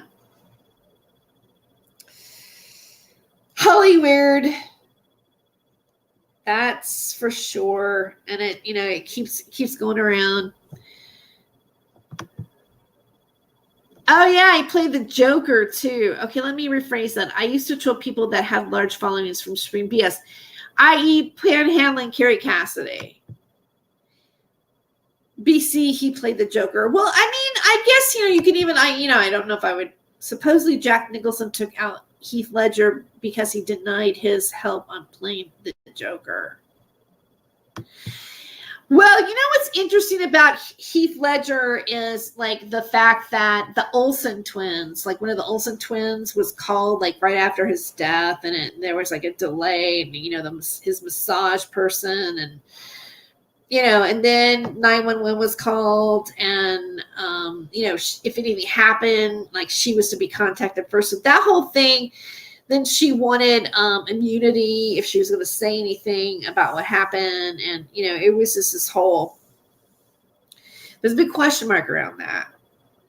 And then the other thing is the fact that there's that. And then there's also, it's the Dennis Quaid, Randy Quaid thing about the Hollywood whackers and saying they killed my friend Heath Ledger. They killed Keith Carradine or David Carradine. No, is it Keith? It's David, right? Carradine. There's a bunch of Carradines. John Carradine, but the one that played Kung Fu, he was killed. He was so he says no. They want to say, it's suicide. He was hung, but according to Randy Quaid, that's not the case, and they take your assets and blah blah blah blah. So we've got that spinning around Heath Ledger too. Keith was in Revenge of the Nerds. Yeah, okay, yeah, that's Keith, right? Nicholson has helped clean up the crime scene of the Tate murders before the cops were ever called. Really? Well, Nicholas, I think, and I think it was Jack Nicholson, maybe Warren Beatty or something like that. It was there was the Houdini house. They had there was an underground tunnel that connected to the two houses, I think. There was something underground that was going on.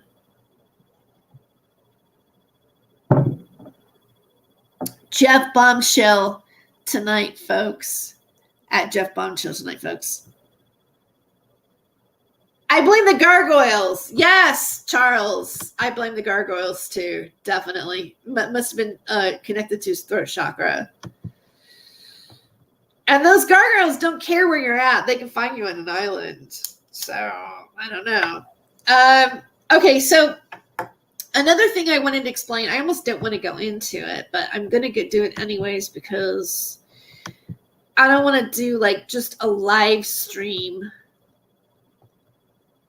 about this. Like, I don't really want it to be like in the title or anything like that. Let me pull my Spotify up and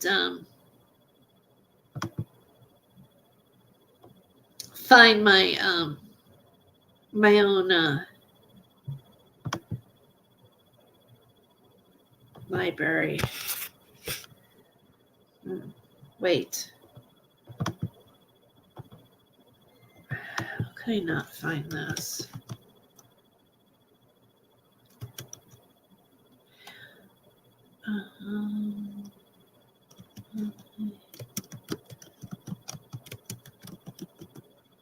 Oh, here it is. Okay.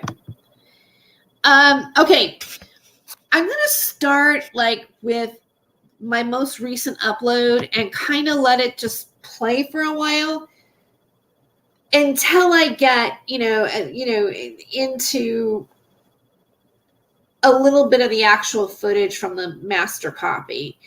Okay, so I'm going to show like a couple of things to you, just to kind of bullet point this, because I uploaded my video today and I didn't put any dialogue much with it. I said, hey, you can watch the whole thing on Spotify, but just let me kind of explain to you what's going on here, really, to put it, because it wasn't like, and really why, because it's about media and it's about information, and I think it's about how media has disseminated the information. Okay, let me reshare this again, just make sure I did that right. I just kind of like was visually changing that for a minute.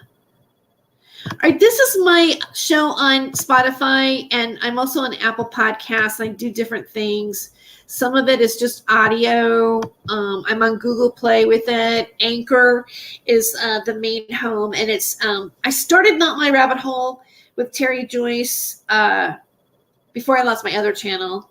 I started over here first before I created a following YouTube channel with it. Originally, I was just going to do like a 30-minute rant. Some of it is just me talking about stuff that, I'm just whatever. And some of it is like footage, because now you can do video on Spotify. And what I did, let me bring this up here, is I uploaded a couple videos. That this particular video here, UFO researcher Max Spears never before seen footage of 2014 interview part 1.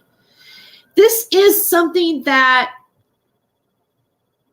I believe that Miles created it, and you can see the beginning of it, of how it starts. And you know what? And I think I'm just going to go ahead and show you a little bit of it so you know what I'm talking about.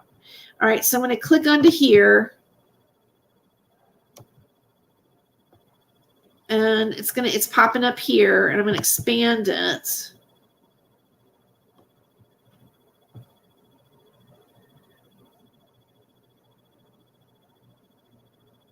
Community, and so Miles was saying that he was okay. Let me find the place that I want to start this at. Hold on, give me a second, because I don't want to show you everything.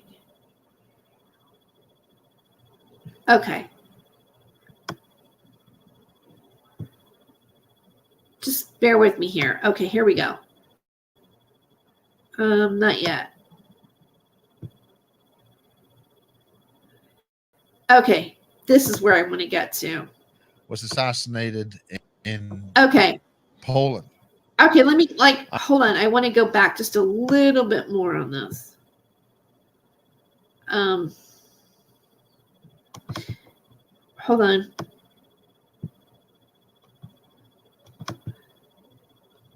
Earlier that day, and no, go back. We were being tracked by quite a lot of pairs. on. Sorry, guys. I'm sorry. Okay.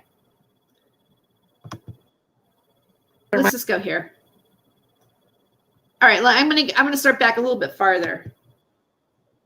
My words. I believe that this is a misrepresentation of Max, and that it does a disservice to him by showing footage of him obviously being intoxicated without explaining to the viewing public that this footage was actually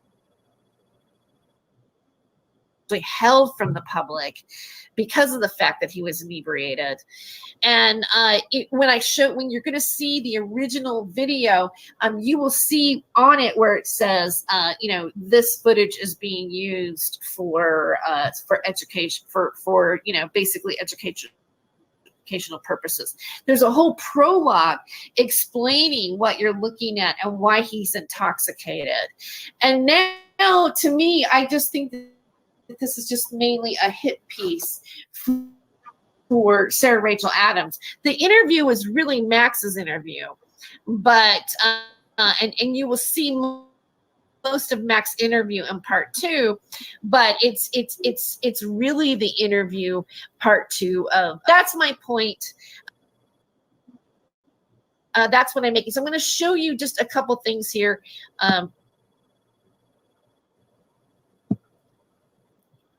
As it goes on. Okay, let's go back.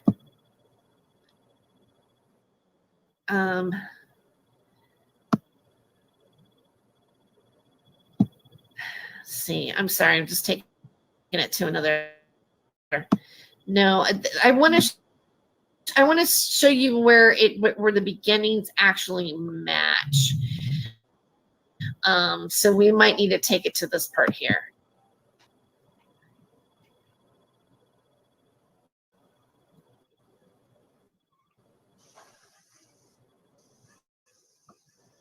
Skip it a little bit more. Was the split. Skip it. Home of Max Spears that we're now visiting in England. And we're going to discuss his history, his background, and all things in between. Take 2, take 1, basis 37. Oh. Okay. So you can obviously see that it's part of the inebriated footage. Now, the part 1, you're not going to see this part. Part 2, you will see it. Part 2 of this. I'm talking about part 2 of the video that most of the video that Miles is not showing. All right. So anyway, enjoy the video. If you do want to download it from my Spotify for your own documentation purposes, if you want to upload it on other types of media, it's, I don't mind if you take it off my channel. So anyway, I am showing this footage, and hopefully this gives a better overview of all of the information that Max said, and also the fact that Miles has just decided to kind of really of Max being inebriated without giving the viewing public, like, no matter where it's uploaded, without giving them the background that why he is drunk. And I think that is shameful and does a disservice to Max. All right, I will thank you so much for watching my channel. If you do want to support me, I do have a Patreon. It is support Tere Joyce's college fund, and so and also helping me to continue offering you media on Not My Rabbit Hole podcast. The in and out's annoying.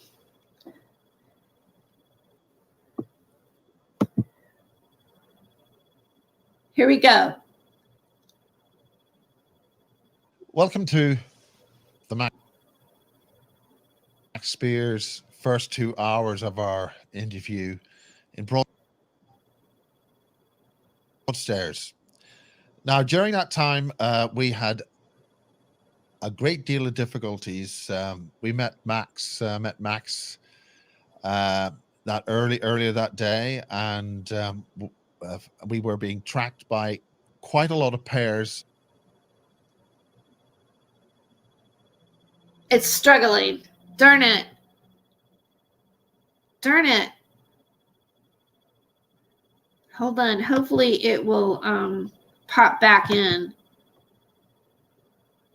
I've never, maybe if I make it smaller, let me see if I can, let me stop the share for a second and see if I could like make it better here. Hold on.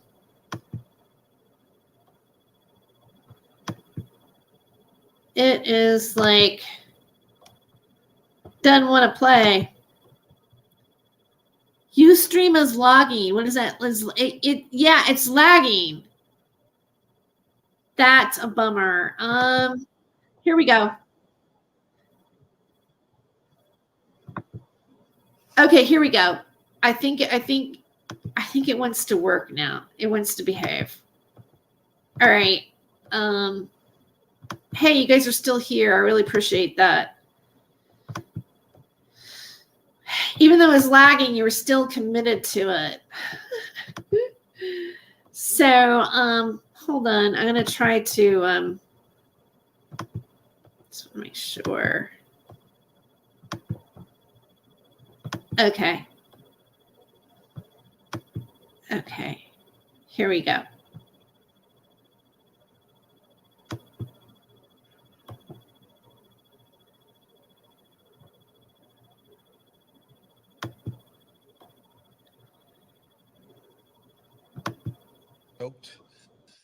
And the game, he explained, was you identify the agents and then that's them out of the game, and then they just get up and leave.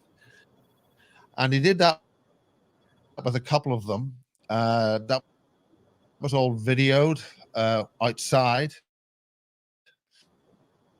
In fact, there was a couple of agents walked out of guarding, and Darn it. one of the agents, a woman, actually on her way away, said,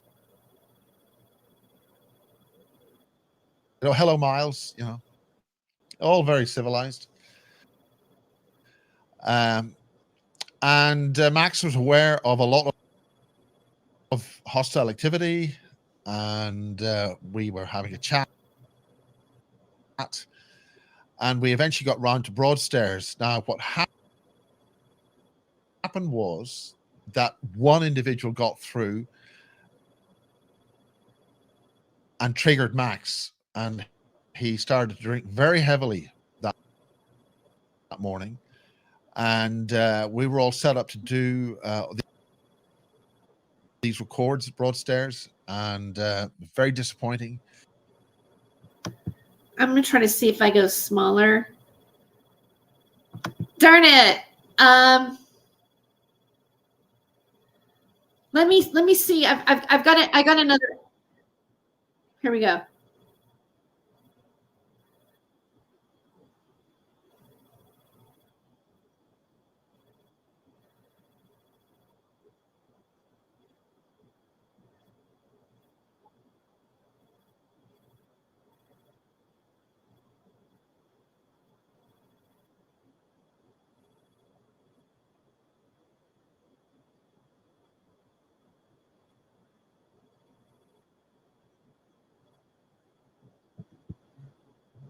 Oh, wait. You're looking at me. Hold on.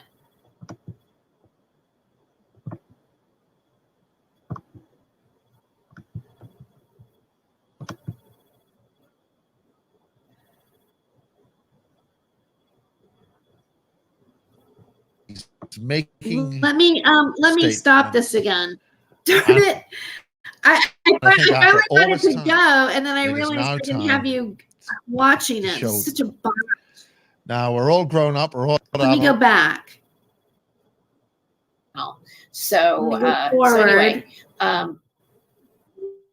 I am showing this Here we go. Here we go. footage, and hopefully Max said, and also the fact that Miles has just decided to kind of really cut an unflattering presentation of Max being inebriated without giving the viewing public, no matter where it's uploaded, without giving them the background that why he is drunk.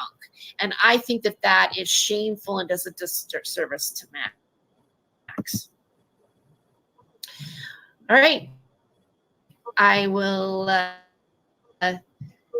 thank you so much for watching my channel.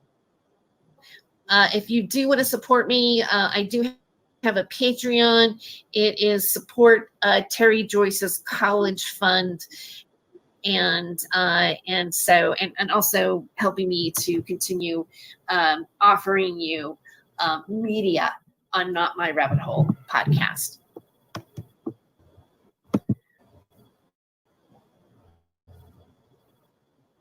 Welcome to the Max Spears first 2 hours of our interview in Broadstairs. Now, we met that day. Quite a lot of pairs.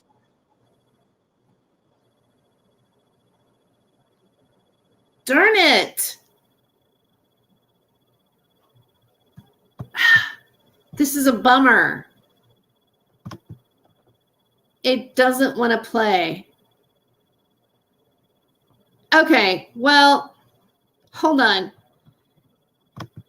I have a plan B. Let me find it. I've got a plan B. Hold on. I have another copy of it. I just gotta find it. And we're just gonna get past. I'm not gonna. That's where, for whatever reason, I can't live stream playing it. It's new software on Spotify. But I'm gonna go to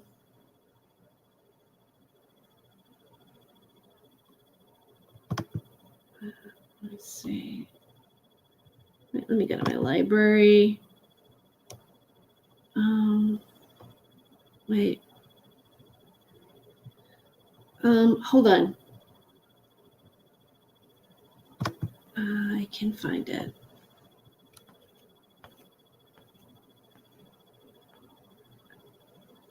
Okay.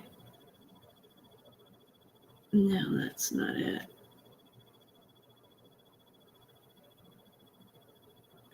Okay.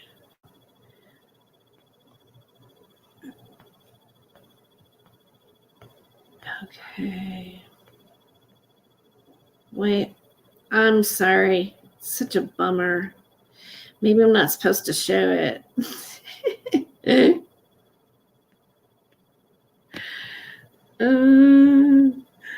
I'm not supposed to show it. Okay, wait. Let me see. Okay, I know how to do it now.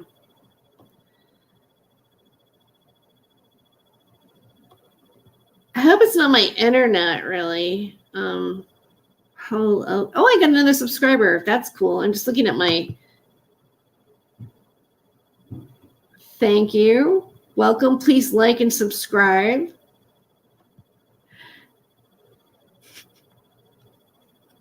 Okay. Here it is. All right. And there. That's what I want. Okay. All right. I'm going to expand it.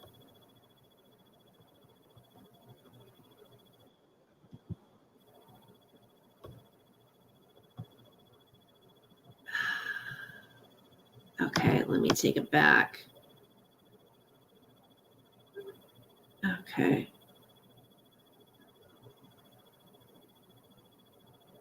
Yeah, baby. Got it. We got it now. And if you've hung in there, I really appreciate it. I did lose a few people. Okay. All right. This is the master copy of the footage. And this is something that is not available.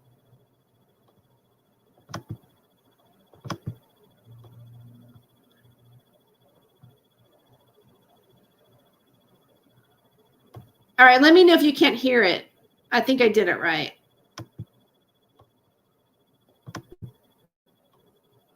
Welcome to the Max Spears first 2 hours of our interview in Broadstairs. Now, during that time, we had a great deal of difficulties. We met Max that earlier that day, and we were being tracked by quite a lot of pairs of agents. In fact, Max sort of joked, and the game he explained was you identify the agents, and then that's them out of the game, and then they just get up and leave. And he did that with a couple of them. That was all videoed outside. In fact, there was a couple of agents walked out of the pub that morning, and there were two at either side, as if like they were guarding. And one of the agents, a woman, actually on her way away, said, "Oh, hello, Miles." You know, all very civilized. And Max was aware of a lot of hostile activity, and we were having a chat, and we eventually got round to Broadstairs. Now, what happened was that one individual got through and triggered Max, and he started to drink very heavily that morning. And we were all set up to do these records at Broadstairs, and very disappointing. Max was absolutely necking it. Now, after quite some time, we decided to go for it, and we did 2 hours. Now, Max has clearly been drinking. Now, we know all that. That was in 2014. It's now 2022, and having had the whole bases archive wiped out by YouTube, and we're slowly getting things back up on air. And since that time, of course, Max was assassinated in Poland. And I said, and I promised with Sarah, and I promised with Vanessa, we'd never put this interview out. However, looking at the interview, Max is saying some very important things. He's fighting the alcohol. He's making statements. And I think after all this time, it is now time to show them. Now, we're all grown up. We're all adults. The debate is whether it should ever be shown. Well, after all this time, I think that what he had to say and what we spent so much time trying to say and record, it should be shown in the context that we all knew that he was drunk. He has things to say. Get over it, and let's listen to what he has to say. And that, in March of 2022, having going back to the original material, because it seems all of the edits, the first 6 hours, have all disappeared, that I'm going to run these 2 hours. They're going to run it all in one go. We'll listen to what he has to say, and that will be it. This is the Basis Project. This is Max Spears in Broadstairs in 2014. Getting on with it.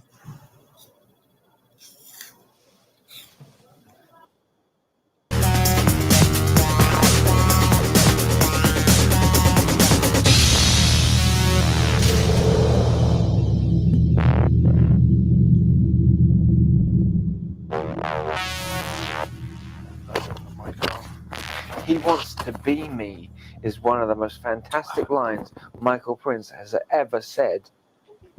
Ever. And you know what? At the end of the day, I would like to sleep on the couch at his mum's house.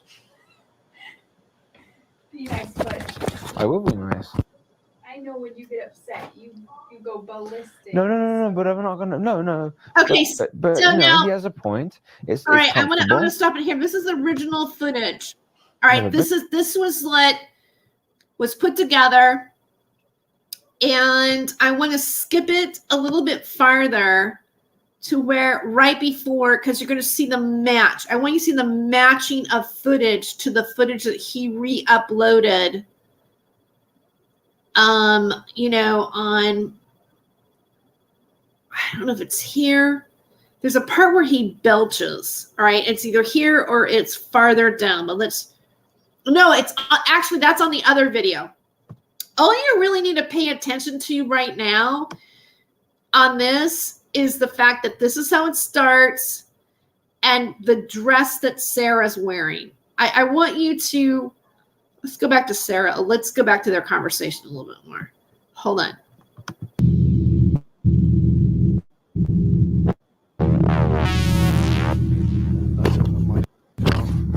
He wants to be me is one of the most fantastic lines Michael Prince has ever said. Okay, look at the dress. Ever. And you know what? At the end, I'm having a problem. So weird.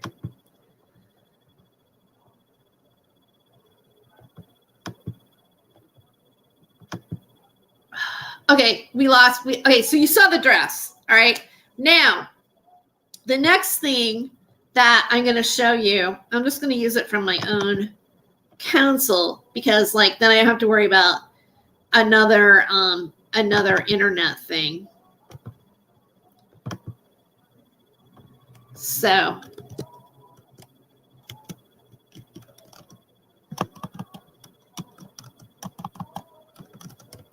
all right. I don't want the promo. Okay. I'm bringing this up and I'm going to go, because now it's going to make sense when you watch both parts and how they interlink and how you know that they're the same footage from this master copy. And then you'll see how they placed it in the Brighton.com ad where Miles just took this footage where he totally explains how he was intoxicated, why he's intoxicated, and he takes it and he chops it up and he makes a new video without explaining any of that. After holding this material for all this time, it's like 2014, so it's now 2022. And now he is taking it and chopped it up. Here, I'm just going to show you. I'm going to stop talking and show it to you.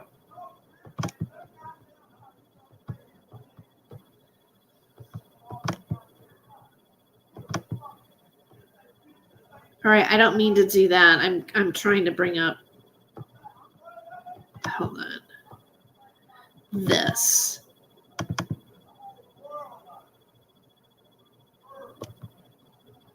Let me make sure you see that.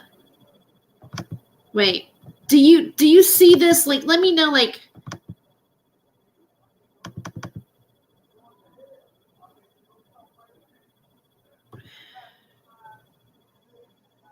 All right, I'm going to play this now. Wait. Because it's on my device, so it's kind of throwing me off. When I put it up, do you see the video? Like when I pop it up, can you guys see that? Alana at CW Chanter. Hi, Philip Blair. Okay. What's the window?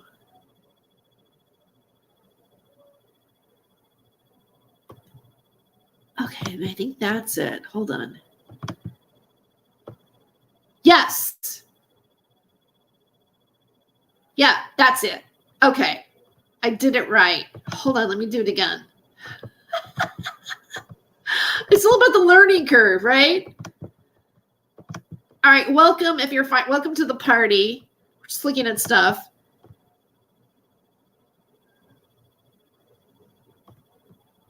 share.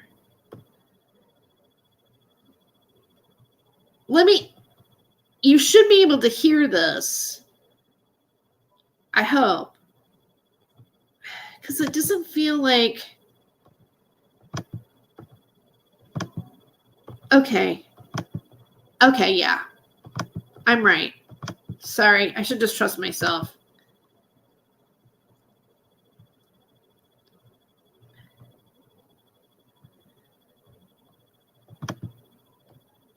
All right, I'm going to start it. Here we go. It's coming up. It's just a little slow.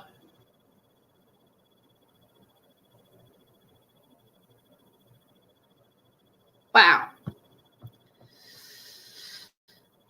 Here we go. It's pinwheeling. Here we go. All right, let's play it.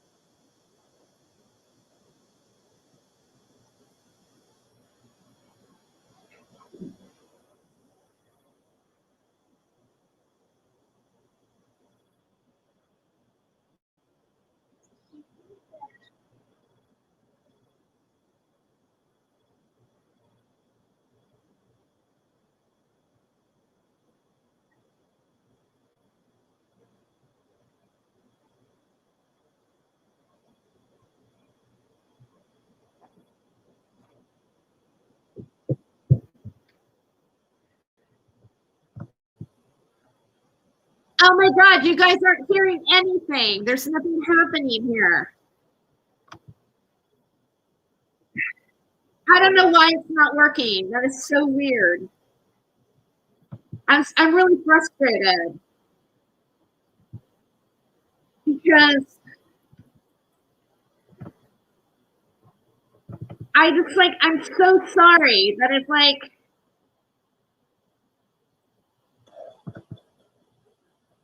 it just like and it's still going. It's like I can't get it to stop.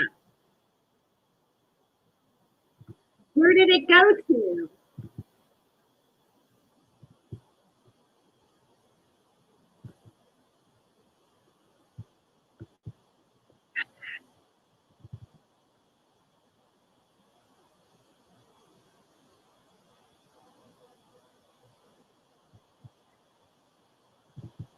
I can't figure out which one is like on.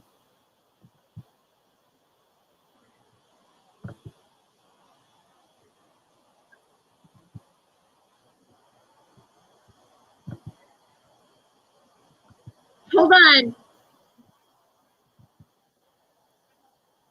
I'm working on it.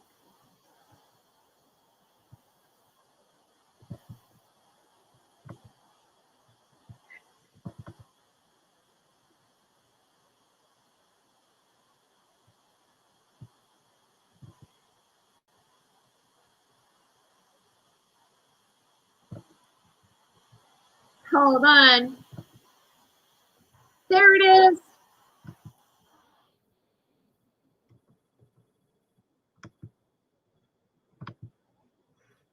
How many of these do I have open? Oh my God. I mean, it was just like, that was like fucking insane. I just, oh, there's still people here. I can't even believe it. All right, let me try this again. Because I think I only have one. It wasn't until I looked at my phone and go, you know what? Is anybody even seeing anything? Okay. There's like 3 tabs of this open. Why are there 3 tabs? How would I ever? I'm about to just give up. It doesn't really. Okay, you know what? Plan B. One more thing. I got something weird popping up here. It's one of those nights. Ah.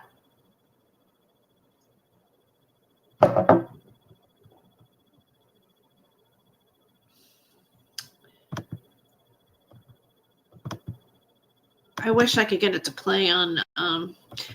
Oh, here's a thought. Oh, I can't get it to do that either.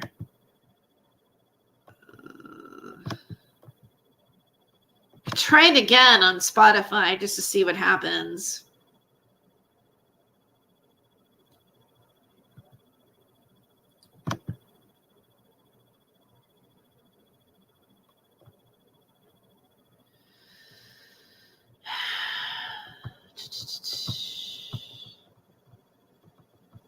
Man, I'm just really having technical difficulties. I'm trying to figure out how I can show this to you.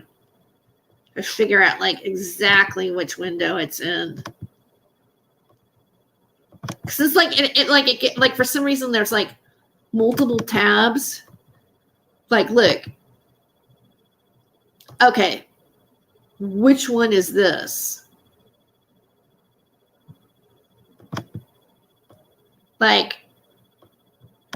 If I click on this and bring it up,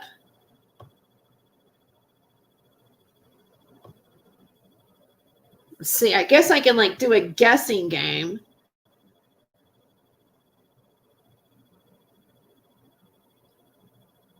I wonder if I can do a half window. That is the half window. All right, so let me see if this plays. Yeah, it's not happening. But let me see if I can find the one that's playing. Hold on. It's a an adventure.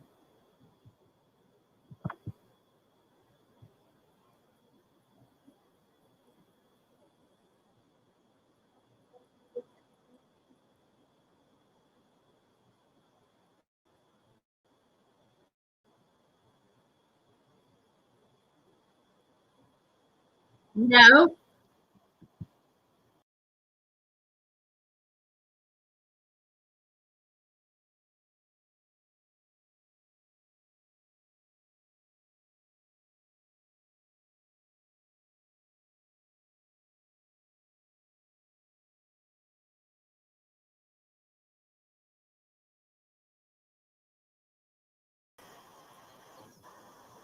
Wow, I totally bleeped out.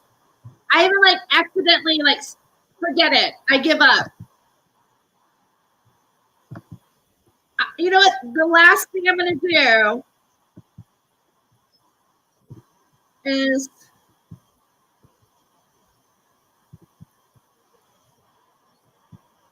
now it's gonna go. Okay. Forget it. I can't figure it out. Oh wait. Oh wait. All right.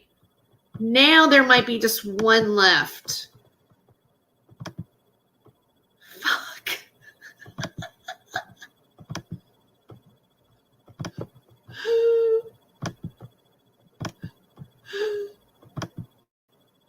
Okay, what's this one? I think this is the only one that I have. This might work. Why do I see more than one?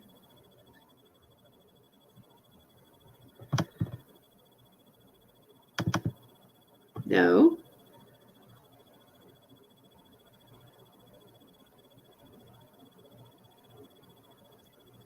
Here it goes.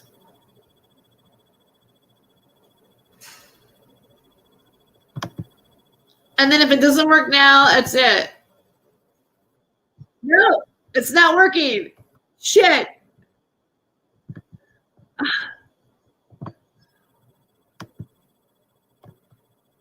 Oh, it's so annoying. It's just annoying. Crossing air hang, I got more one for you. Yeah, you know what? I guess I just can't do it. Wait. One more thought. Hold on, my friends. You know what? When there's a will, there's a way. Okay.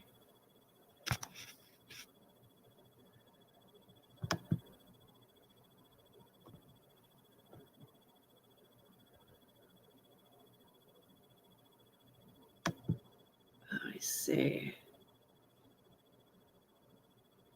No, that's not going to do it.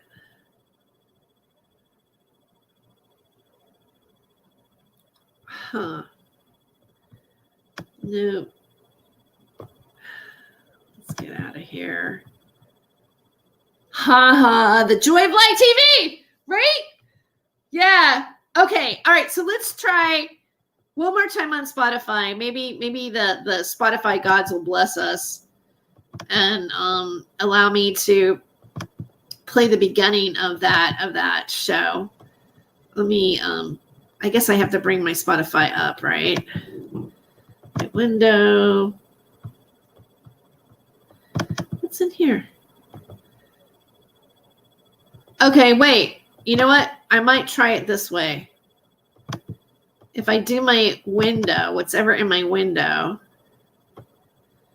right? So my window is here.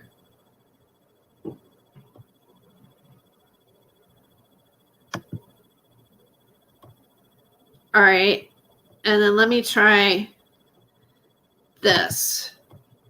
Dude, I think I have it. Yes. Bingo.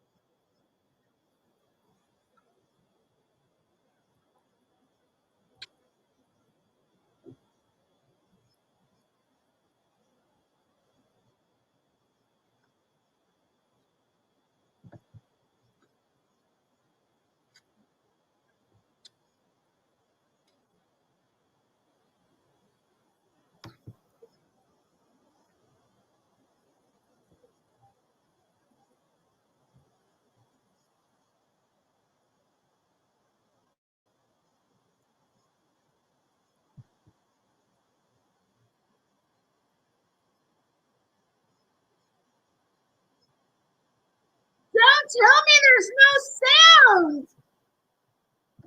Oh, darn it. Hold on. Hold on. All right, hold on. We're going to get this right.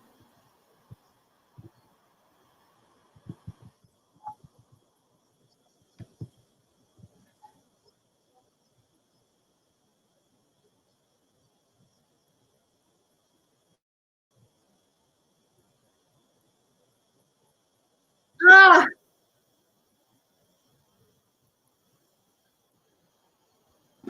Can you hear it now?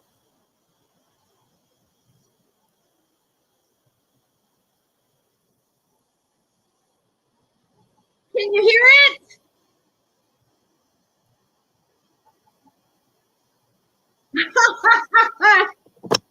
Oh.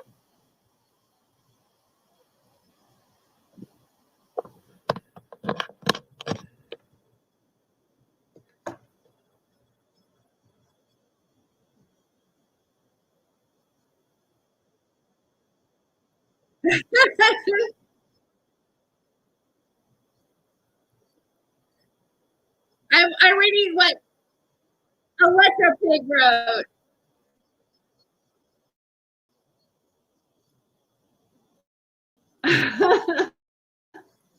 Turn on the subtitles. No, it's gonna go into it. It's just the beginning of the video.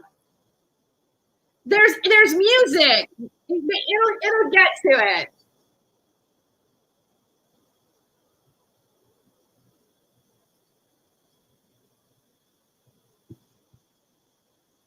You guys cannot hear that music? Can you hear the music? No? You don't hear this.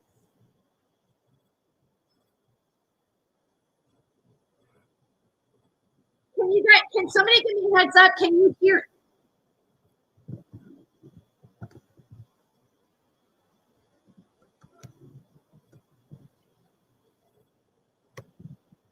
Oh my God. Okay. I don't know. I don't know what's happening. All right. Can you hear me right now?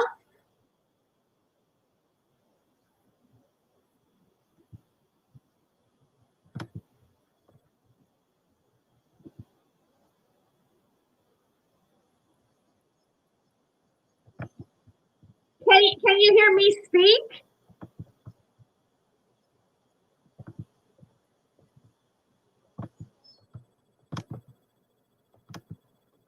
Can you hear me? Yes. Okay. What a bummer. I just can't seem to show it to you. All right. But I don't give up. So one more try on Spotify, and then after that, I'm not gonna try to show the footage. Just go, hey, go to Spotify, look at the dress. The dress matches, you know, this is the master copy. Well, okay, you know what I can show you? Even more than if this doesn't work, then I will just pack it, and then maybe just show you the actual link. Okay, you know what? Yeah, you know what? Instead of trying that, I'm just going to make the point because Miles has already uploaded part 2. I just showed you in the video what part 1 was, where Miles comes out and he talks about how Max was triggered, blah, blah, blah, blah, blah. Here's the footage. And I showed you, like, this is the dress that Sarah's wearing. All right. So let's go to where it's actually uploaded, and you can tell that it's the same interview. And the second part of the interview is the second part of the same drunken interview. So, and I'm going to show you how Miles took that footage and put it up on Brighteon. But then in this video, he doesn't explain why he does not explain why, you know, that he doesn't even explain that he's intoxicated. Like, he doesn't even address the intoxication issue in this video. So it's just, it was the hidden video. He's re-uploaded it to Brighton.com.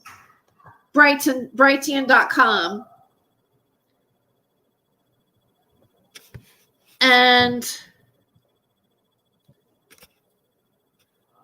where did I put that at?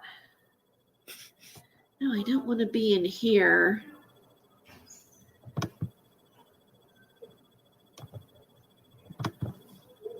Why is it giving me everything?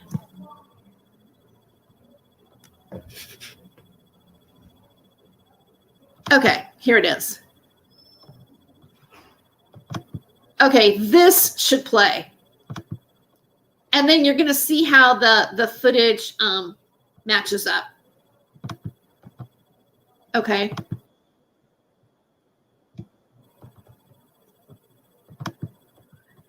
Here we go.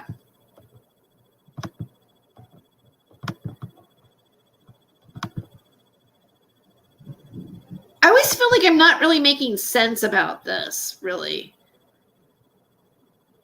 Okay, this is what I want. Oh, look, I found it again, but every time I go there, you can't hear it, so it's got to work here. Here we go.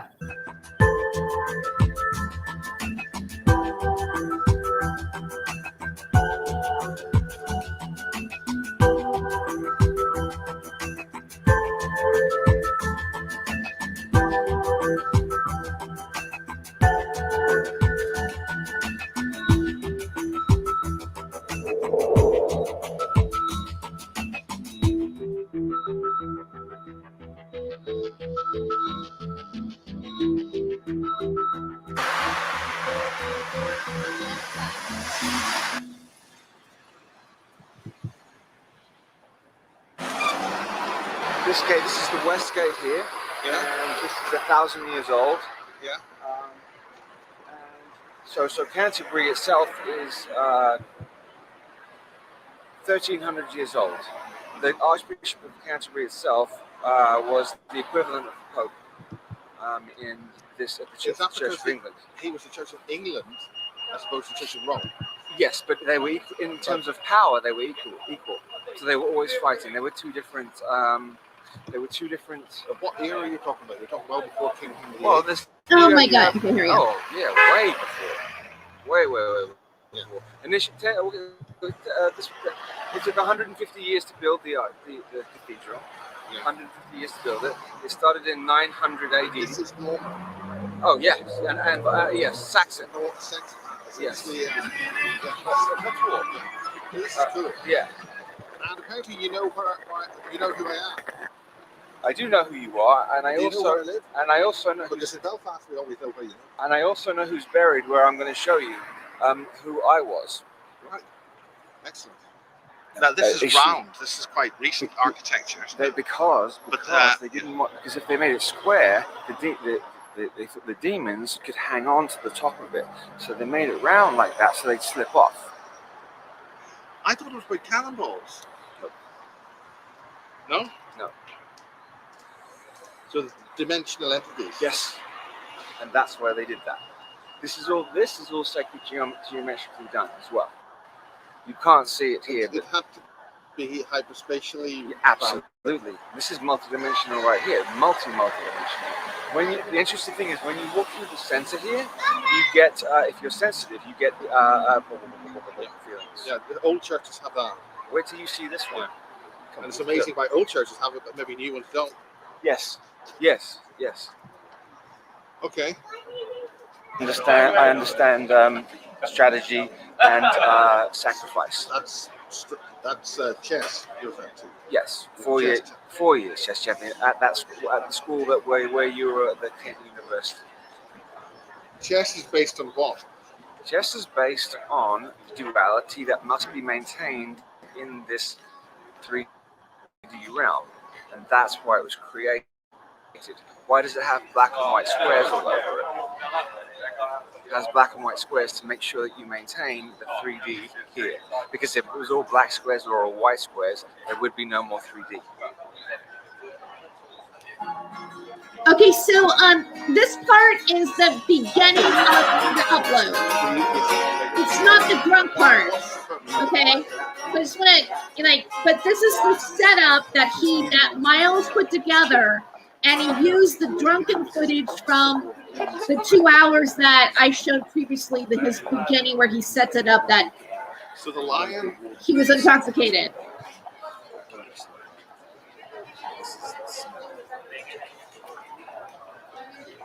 What's just the purpose of you being a unicorn? The white horse, we'll talk about that.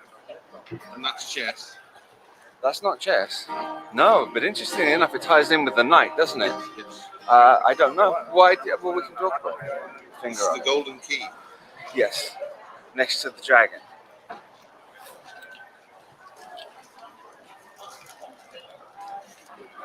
If you don't have the key, you can't get out of here. And you're trapped again in the Ouroboros loop. And I'm done, because I've done it 4 times already. This time we're doing what we're doing now, we've done 4 times before. You've done it before, done it 4, and we fucked up each time before. And I'm not going to do it this time. Good. I'm gone. Good. This time around. Good. So if you want to stay, stay.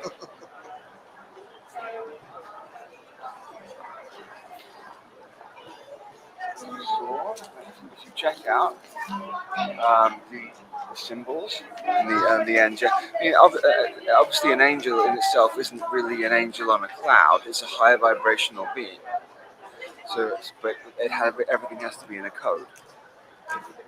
The Christ figure in the center is Lucifer and Christ being the same being. Would be the light bearer, the one to wake people up.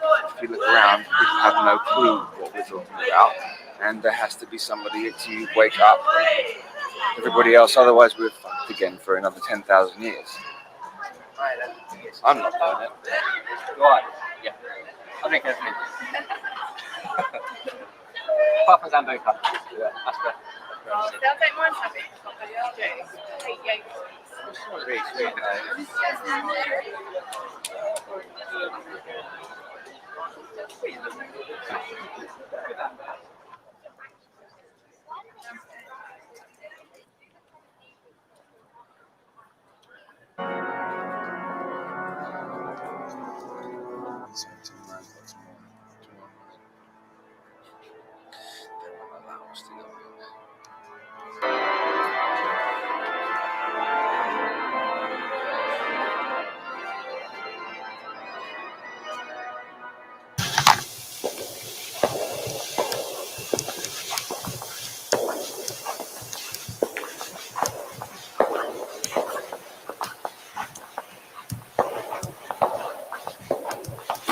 Look at the octagon.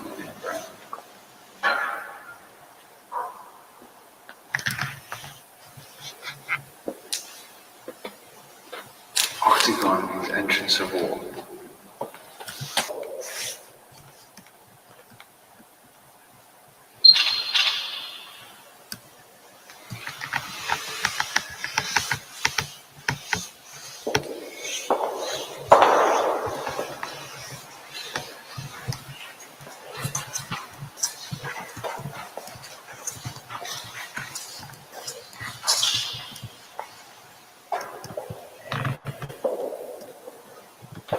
Now, I'm going to pause it for a second because I think this footage has been on other videos.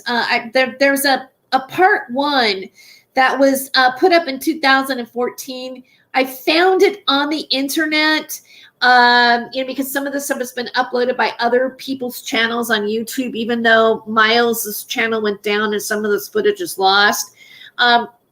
There was because Miles did not want to show the drunken footage. He actually, showed Sarah. Did not show, like, again, he held this material for into 2022, like this year now, and he's decided to release it without giving an explanation that I showed earlier tonight, right?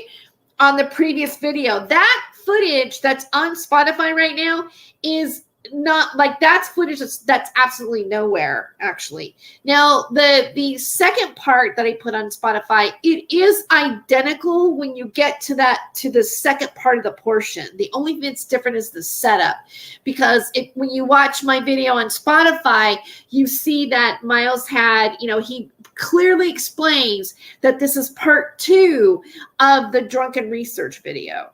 But here he brings this into it because the interview took place in Brighton, or I guess I believe it's Brighton.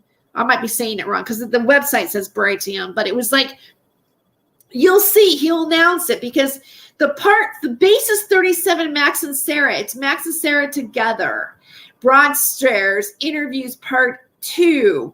So there's a part 1 someplace, but the only part 1 that I can find isn't really associated to bases. It's almost like it's out there, but I haven't been able to be able to find it. So if you guys find it, like, let me know, because maybe maybe it's here in Brighton. I'm not seeing it. But this is a recent upload by Miles. This was uploaded. It has 200 views, and it was published a month ago. And you can even read where, he says Max Spears' house sitting in his late grandfather's flat in Broadstairs. Okay, I'm not right. It wasn't Brighton, it was Broadstairs. Kent, England gives a vitally important insight on the coat of arms, which refers to ET kingdoms and star systems at war here. It's now down to just 2, and why this is important for maintaining a 3D reality. The reason for destruction of the human male and female into a slave androgynous zone like a gray. This is important meaning for us in 2022, the time when the interview was finally okay. Anyways, and then this is what he writes about, like, because in the first video, and I'm not even gonna say these things, okay, because of the implications that could get you in trouble. But he does talk about this more so in the first video than even the second one. This one he talks about it, but not as much as he does in the beginning. The atmosphere was jovial as Max gives a rude burp at the start and Sarah laughs in the background. And you will see that match. That's exactly a match. And I show that on my Spotify video to the actual real footage. Like, he just clipped this out. Now, I know that Miles had presented this to these after all this time, Miles approached Vanessa and showed him the footage and wanted to know if it was okay if he published it. He said, I feel that this is information that needs to get out now, even though he's intoxicated. What are your thoughts? And to my knowledge, Vanessa said, yes, I do think it needs to get out, but he didn't.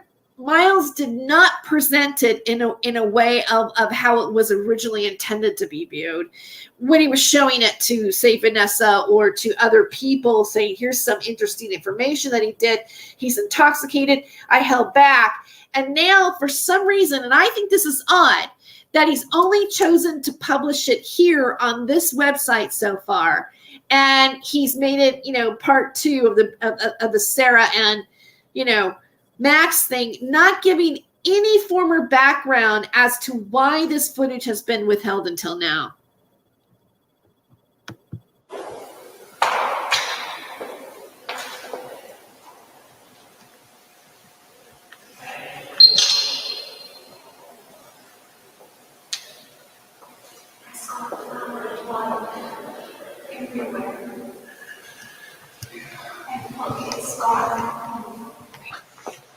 I don't like thrones.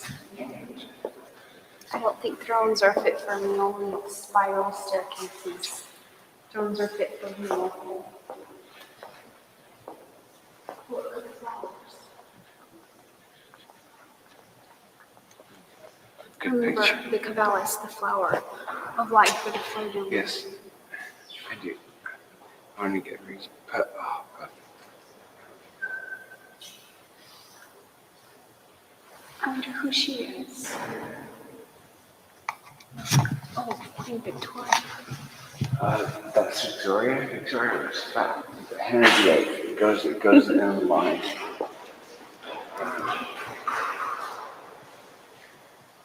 That's Henry II, Henry VIII, Elizabeth. I don't know. Some of these are not. I think they're popes and kings and queens. Yeah, I guess that's symbolic of his face.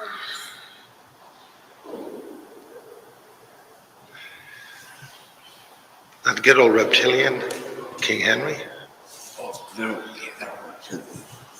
all very Well, you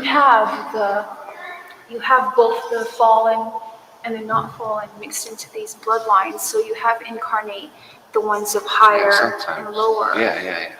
It's specific that they can only incarnate in certain bloodlines, and so you have them mixed in. So it's interesting. And it's funny. It's a war. Because- It was a war between families to get that crown. Why do they want the crown of England? Because why in England there's most dragon line crosses, and most dragon lines cross. If you think about it, though, that the flower of life, when it's lit up in you, you're connected to all the realms, and you're connected definitely to the higher. And the king's crown actually represented his crown chakra being open to source, not rather him having wealth or power here. Crown chakra. Yeah, the crown chakra, and that's all been lost. It's really sad. I think we did good in the echoey place. Look, it's almost the realms and the hierarchy. Because if you back up. See, I mean, doesn't that seem? I mean, like when he says, "I think we did good in the Echo place." It almost feels like it's a little staged, right? Like, oh, we're gonna go over here, and then you and Sarah are gonna talk about. Like, it's kind of like, it might have been, impromptu, but I mean, obviously, they were doing like B-roll footage, basically, and it's not to say that I don't like it. It's the reason why I'm showing it is because I find it interesting. And I love that the land where they're at. I've never been there. The architecture, you get a feel for the city, and you get a glimpse into their relationship back then. If anything in these videos, you get a glimpse into them because it's like it's candid, and whenever you have somebody candid, even intoxicated, it almost feels, the reason why I'm bringing this up too is like it almost feels like abusive by media to actually maybe take it, like, is it taking advantage of somebody to continue to film them in an altered state? Maybe the person wouldn't have said certain things, or would say things that they regret, or wasn't making a clear decision when they still agreed to do the interview in the first place. And then on top of that, like, again, to manipulate the material where it's put together on a package of Brighton like this. And you'll see, I'll keep going. Hold on. There's the line in the white horse over there. Where? It's almost like the levels in a way, including the stones going up all the way up to there, is the levels of the dimension. Two of my friends right there. It's always a point, meaning you can always surmount higher. It's infinite how high you can go.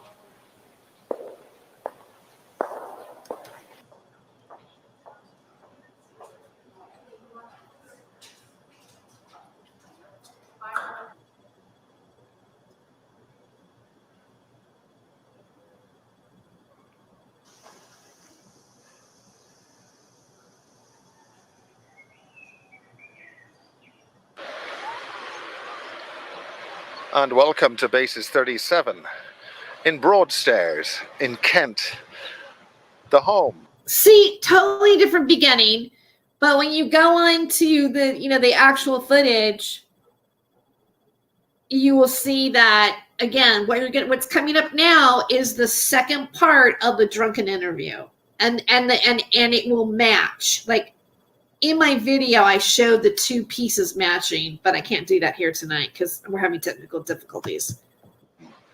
of Charles Dickens. His house in the background there and the beautiful beach ahead of us. This is Basis 37, and it's the home of Max Spears that we're now visiting in England.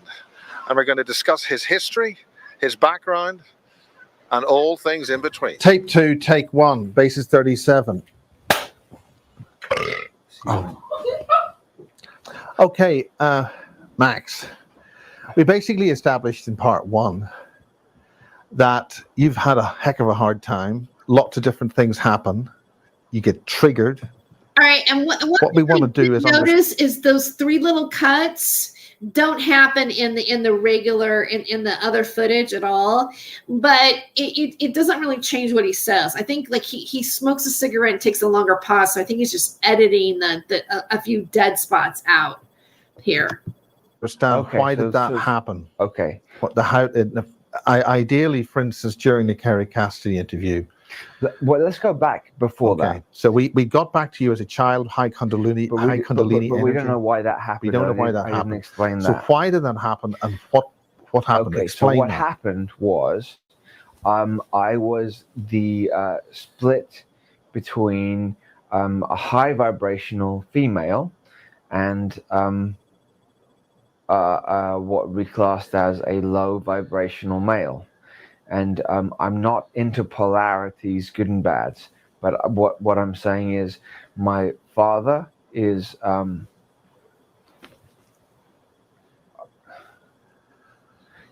the lower vibrational sense, brilliant, amazing, and my mother is of a high vibrational, compassionate, different.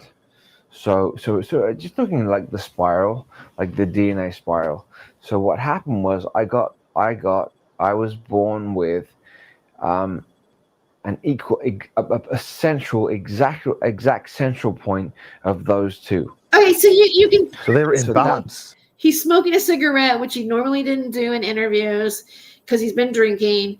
And you know he's slurring his words. You know he's having long pauses. If you didn't know, see, Miles is not letting you know not only the entirety of the actual, like everything that he said. You're missing a whole nother hour of stuff that was in the original. But you're getting an edited version of something that is not set up. Like, and you know what? You can say, what would people think with that? Knowing the information that you knew about Max's death, or what you read, or what you saw on the BBC. There's somebody I forgot to address this. They asked me in the beginning of the show, like, how did he die? And it's really kind of inconclusive. It's like he had pneumonia. He had enough certain drugs that could have killed him. But it was never really determined one way or the other. But, of course, because that's how it is. That's how toxology reports are. Unless you go to court of law, they don't normally say, oh, it's definitely this, it's definitely this. But I think a lot of people, what they don't realize is that he actually was sick, that he had pneumonia, and instead of the fact that, oh, he was just a drug addict or whatever. So when you take footage, when you film somebody in the compromised position, in the other video, like what I showed earlier, Miles is actually saying, and he was assassinated.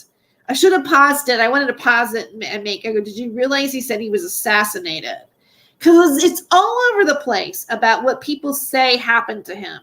If I feel, it looks to me like they just say whatever they want whenever it benefits them. Well, no, he OD'd. No, he was assassinated. Okay, so you do a video and you get the permission of his mother by thinking that it would be set up in a respectful way, like he showed her, like coming out and we're all grown ups here. He's saying some important stuff. Look past the intoxication. I wanted to give this, show this because I think the material is important. Rather than taking it, chopping it up, putting it together, packing some of that interview, the second part of that interview, and releasing it like what 2014 to 2022 and say, oh, here's the other half of this interview with, because if you were to look at him and see him, you go, and you didn't know much about him, but you know that people said he OD'd, you'd look at that and go, what a loser. That guy's obviously can't control himself. And, and he's showed up drunk at this interview. And, why should I listen to anything that he would have to say? I mean, take it away from whether you want to believe. I don't agree with everything that Max said, and I don't think we should. I don't know what to believe, really. All I know is that this media, the gatekeeper, are you gatekeepers? Maybe I'm having a Freudian slip. But the people that disseminate this information he's decided to not be honest with you guys and then get a commitment from his mother thinking that it's going to be presented in a respectful way. And despite what you want to do, I just feel like, how could you say that you're a journalist, when you're not? It kind of reminds me like broadcast news. I don't know if you ever saw that movie, William Hurt, the late, great William Hurt. I was sad to see him pass away. I happen to like him as an actor. And he played a newscaster, and he's dating the producer, Holly Hunter, right? And Holly Hunter is like this, like almost in his brain, like helping him because he's not that smart. And she's the brain in his head. He could do presentation well, but he wasn't really, that's the whole point of the movie, really, was that the loss of the real reporting, really.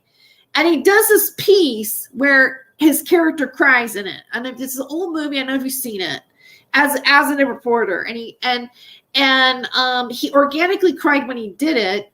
And then somebody from the side, the mask, and the tape was still rolling, see, right? And she goes, oh, it's too bad we didn't catch you crying. And he goes, oh, you know what? I can do it again. And then he cried, and they did a cutaway to use as part of the journalism, but that's not real journalism.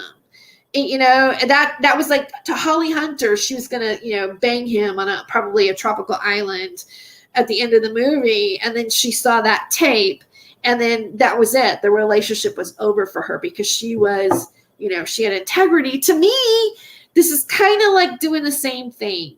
It's like taking, footage and, filming somebody in a compromised state, having them like give you that material while they're that way for 2 hours, right? Filming Sarah, whatever, getting her package out there in 2014, holding on this material, thinking like there are things that he's saying that there are things that he says in the first video and in the second video. I prefer the first video than the second video, the information. I think that's more, because when you watch it and you compare to what's going on today, that's the interesting factor. Like you can say, well, whatever you want about these guys. Casbolt, they're not real. They're not super soldiers. And I'm not here to make that argument. I'm not sure myself, really. I'm sort of observing on everything. But there's certain things that these men said that were the forerunner of things that played out later on. And one of them is his commentary about the Mona Lisa. And I'm just going to leave it at that. Because, I don't want to be offensive about anything, but it's just, that's the part that gets me. And there are certain things that he said that I think were interesting. He's still really some of the stuff he's very coherent and it's really well thought out. And I guess, he's cognizant enough or the material isn't, he knows it enough to not to know it, to believe it. It's interesting, too, to watch that footage where he looks up on the cathedral and he goes, those are my friends up there. So to him, like he was reincarnated. I think he was Richard the Lionheart.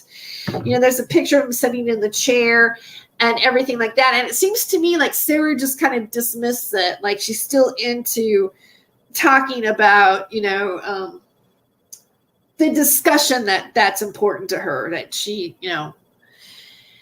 It's just interesting to look at that footage. I've enjoyed going back to it. And I think, on the, what I have uploaded as a gem for people to look at, because, even though he's not in his best state, it's still it at least gives them, like, I think, more dignity when you look at the material and you look what's being said in its entire context, and you're not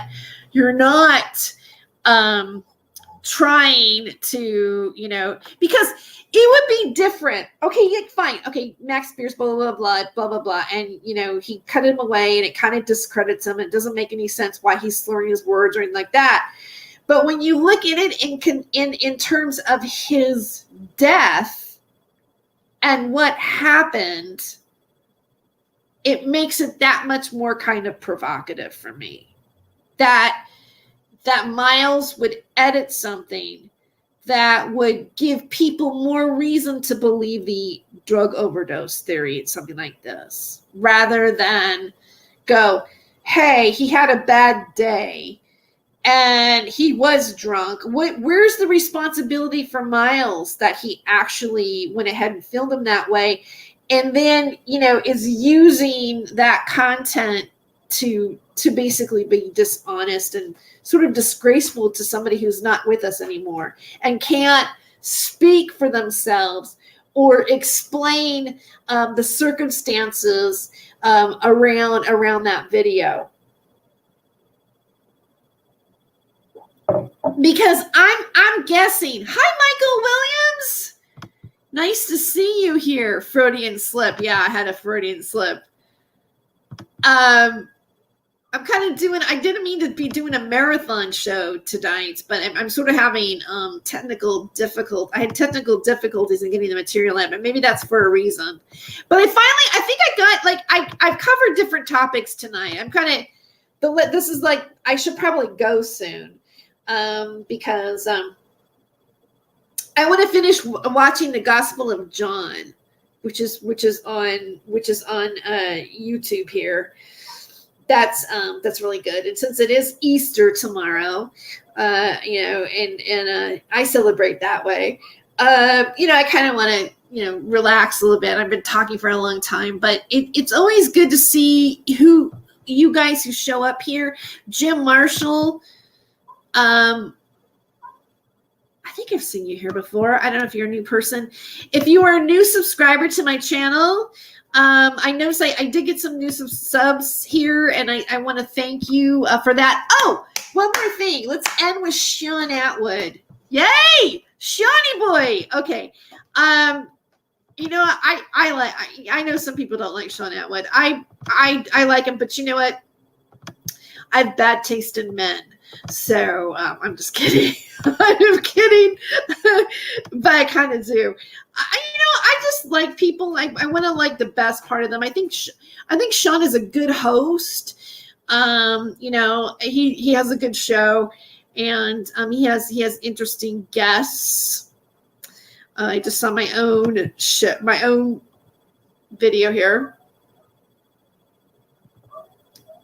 Because I'm going back to my page. I actually saved it. Okay, yeah. He did a whole marathon thing on Johnny Depp. No, that's Mr. H. Rose. That's not it. It was Atwood Unleashed. He talked about Jimmy Savile and stuff. And he had like other people come on a show. And you know what? I think Sean Atwood might come on my show sometime, because I asked him to be on my marathon show. He wasn't able to do it, but then we talked and he goes, yeah, another time. Yeah, and he said he'd love to come on. So it might be fun to have Sean Atwood as a guest on the show. So, but I thought what he said about trolls, when you're on YouTube or whatever, and then I want to show his commentary, and then I want to open it up a little bit for discussion as well.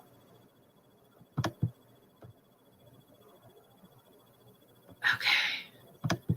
God, I hope I did that right. I might add myself in the screen on this one. Let me see. All right. And then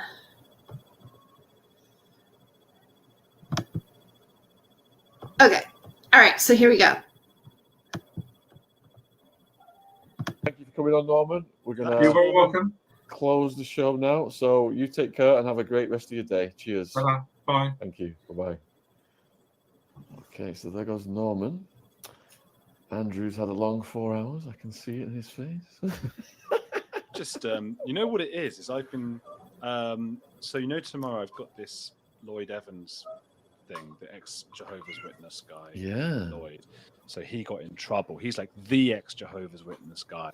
And he was in trouble for extramarital affairs with sex workers, which was a big deal because his whole thing was talking about people who are forced into that kind of industry, and then he was found out for doing it himself.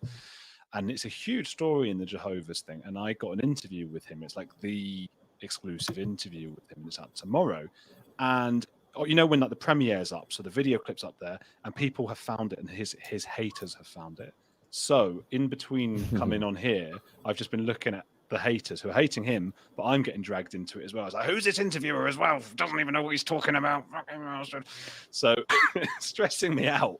But oh man, you gotta get used to it. It will continue. It will escalate as your content gets more viewers on it, and it's just part of the growth of the channel and anything else that you're doing. That's if you're out there in the public, the haters are going to come, and the trick is just not to react to them. I'm reading a book right now called Hunting Trolls. And they interview the trolls. They get into their minds. They ask them what did they seek, and they say they put different things out. They find people who they think will react. They come at them with multiple accusations, allegations, anything they could say. They make up to try and get a reaction. They say as soon as they've got a reaction, they own you. That's the first thing, and then they escalate the campaign. And the most evil ones, their goal is to get people to commit suicide or to get them kicked off the internet. So or to lose their jobs as well. Or to lose their jobs. It's all right to have banter with friendly, people who are constructive critics who are have friendly banter with constructive critics. But there are levels of dangerous trolls out there that if you respond, they latch onto you and get on your socials, contact your employers, and they just really try and wreak havoc in people's lives. They're thoroughly evil. So you're saying don't respond at all, because some of them won't think they are trolls. Some of them will think that they're being righteous. Well, that's the thing. You got to be able to ascertain which ones are trolls and dangerous, and which ones are just engaging in healthy debate and banter. Because you can have a laugh with some people, but there's a line that they cross, and then you can tell that they're trying to destroy you, basically. I get lessons, everyone, from Sean. I'll message him in the day and say, "What should I do about this life?" situation, and he'll say, well, from this book I've read and my wisdom, this is how you should proceed, and I do it. It's helping my life. I'm doing better. So is there anything you'd like to say in conclusion? Okay, and so that's pretty much like all I wanted to share. It was a good episode, I think. What he said was like in the book, and how trying to get you to react to something, and I started thinking about stuff because I've had like it's been like and I was thinking about something like let's say like it's Easter and the resurrection, and I think sometimes like it's kind of like us too, kind of like, oh, there's my kitty friend. Look, he's frisky. I gotta give him some attention. He's like, enough, Sean Atwood, enough Max Spears. I'm not having it anymore. I don't know these people. So I gotta give him I gotta give Orlando some love. Yeah, I named him Orlando. I always liked that name, not because like Max Spears and Orlando Bloom. There was that movie Orlando that Tilda Swinton, based on a book by Virginia Woolf, where the character is a man and he lives as a man. He's immortal, right? And then at some point he changes and becomes a woman, and Tilda Swinton plays the man and the woman. It was very I think it came out in the 90s. And so I've always liked that name since then. So Orlando came into my life.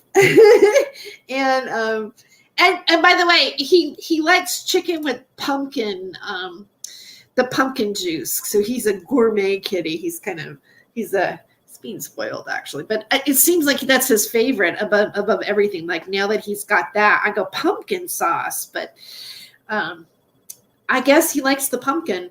And boxes. Like I bought like a little, anyway, thing for him to crawl into with a carpet around it, and he prefers to be, you know. So some of you guys were saying some things before I go. Meows, yes, yeah, Orlando. Atwood just described SRA. You enjoy it when I talk about Atwood. And then Jeff says, can't get more pathetic than putting Taj on his show. Yeah, you know, I mean, I'm not here. Here's the thing about, like, maybe he didn't know. You know, I think Sandra DeRoy was the person that Sean Atwood knew when he had, because she had been previously on a show before. So when so then Taj came on to it as well, and I think, honestly, I think Taj is a gatekeeper in it. I don't. My opinion is like Taj has a tab on something. You know, it's like he basically, you know, is Sarah's manager. So there's that kind of positioning that I think Taj has. I think Taj is an interesting character, really, in my opinion. Okay, for whatever that's worth. Yeah, okay, so Michael Williams, I haven't chatted with you for a while. No, I know we haven't chatted in a while. Seemed like they propped him up to bring down Max, that is. I don't know, you know, is it to bring them down, or is it to bring them down, or is it to just kind of muddy the information? Like, what part? Like I said, I could get people pissed off at me again, but I have questions about things that happened near that, like the cell phone in the bathtub dropping and stuff like that. I've got questions about that, and you know, I've gotten people mad at me for questioning it. So I'm like, you know, it's like you can't beat a dead horse. You know, I might not ever have the answer. Like, what is the answer? I mean, the only thing I can do for you right now is go, look, here's Miles Johnston taking footage and cutting it away from something else that was intended for something else that was kept for certain reasons, and there's no explanation, and it's being uploaded over here. And so, you know, my question is, why is that? Why the deception? I think that's worth talking about. Like, you know, it's like, why does our media do those kind of things that I don't find to be ethical? And, you know, and how many times, like even before his death, he was, you know, filmed either not well or in a state of intoxication. And that may have been the last video we ever saw of him. And, you know, I always say, like, well, yeah, you know, if you took the drug, you took the drug. You know, you're responsible for it. If you're an addict, you're an addict. There's responsibility in that. Things happen, you know, whatever. But what about the people that were around him that could have got him medical care before something happened? Like, obviously, if there was messages being sent to people saying, I've got a headache, I don't feel well, I can't be on your show or whatever, then it seems like there was time in place that they could have gotten treatment for him.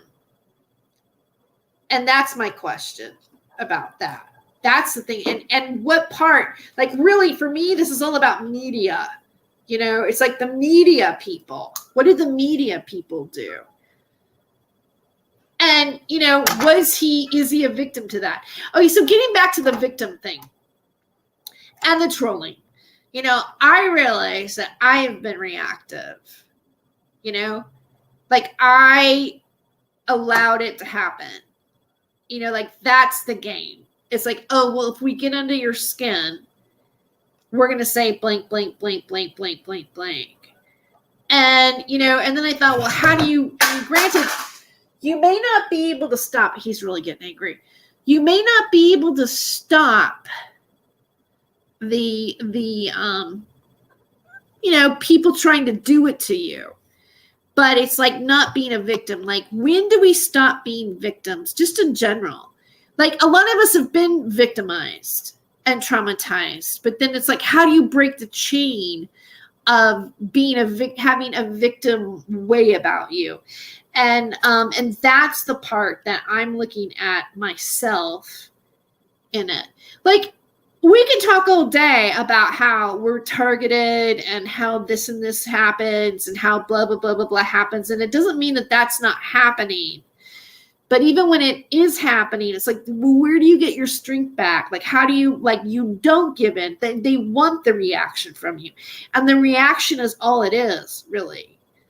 You know, it's unfortunate that there are people that I think, you know, the line is crossed, or maybe like at some point, you know, we might look at ourselves and go, you know what, I might have crossed a line there. That's not something I want to do anymore, because we're kind of like swimming in uncharted territories, and it's kind of exciting.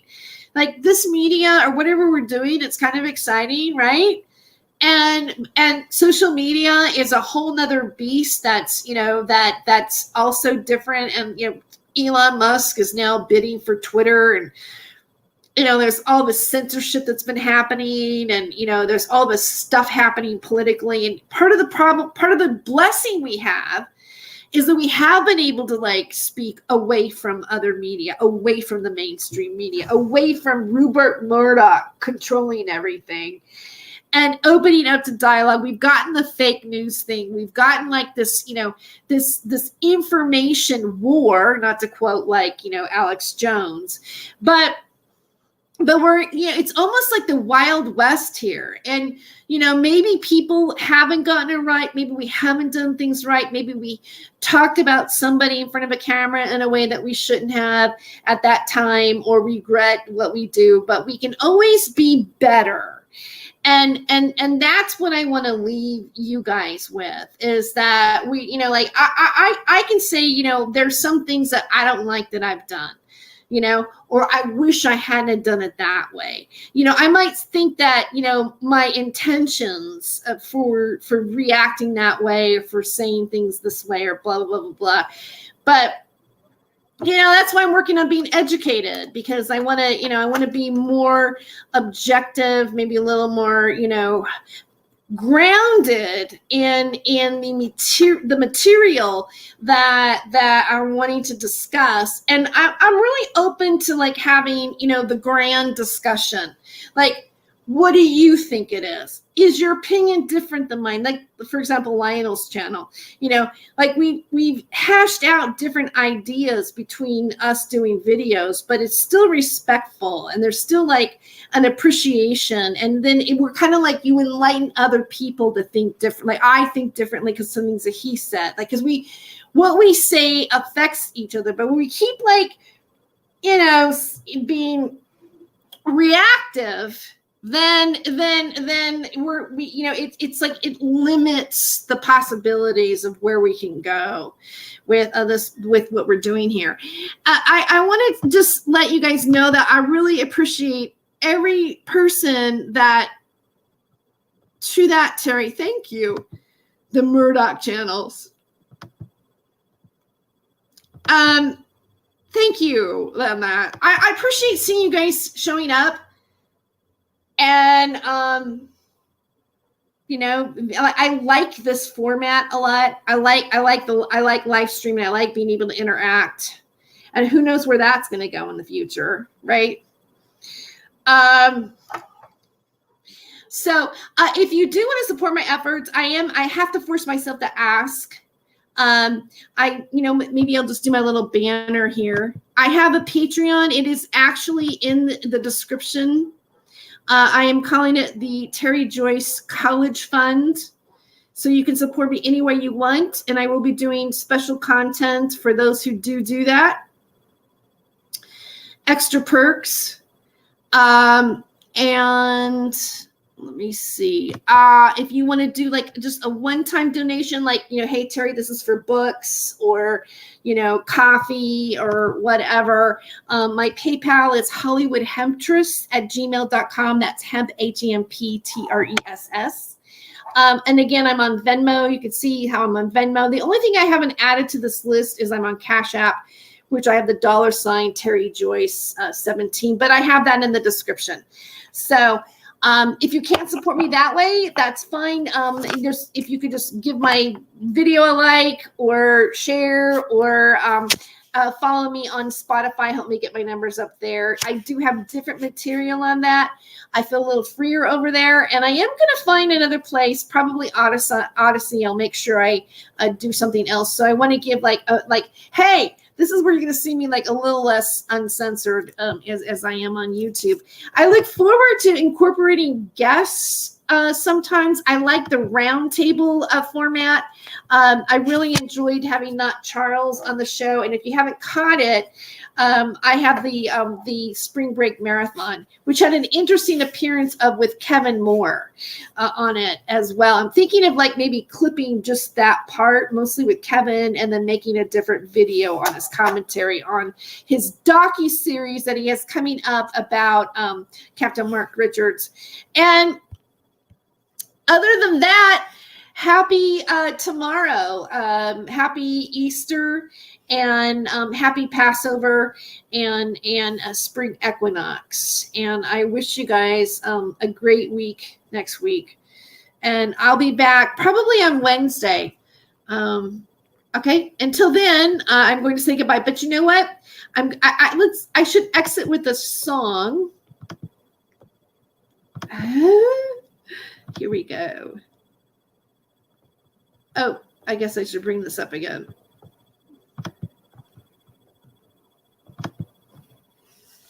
Because I started the show with the song. I don't think I've played this one before, but I kind of like it. And I guess because oh, you know what? I was going to play. I'm going to change my mind here. Let me see.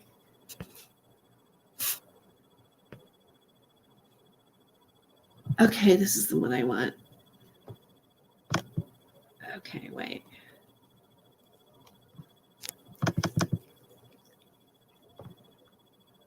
Here we go. Okay, here it goes. All right, bye, guys.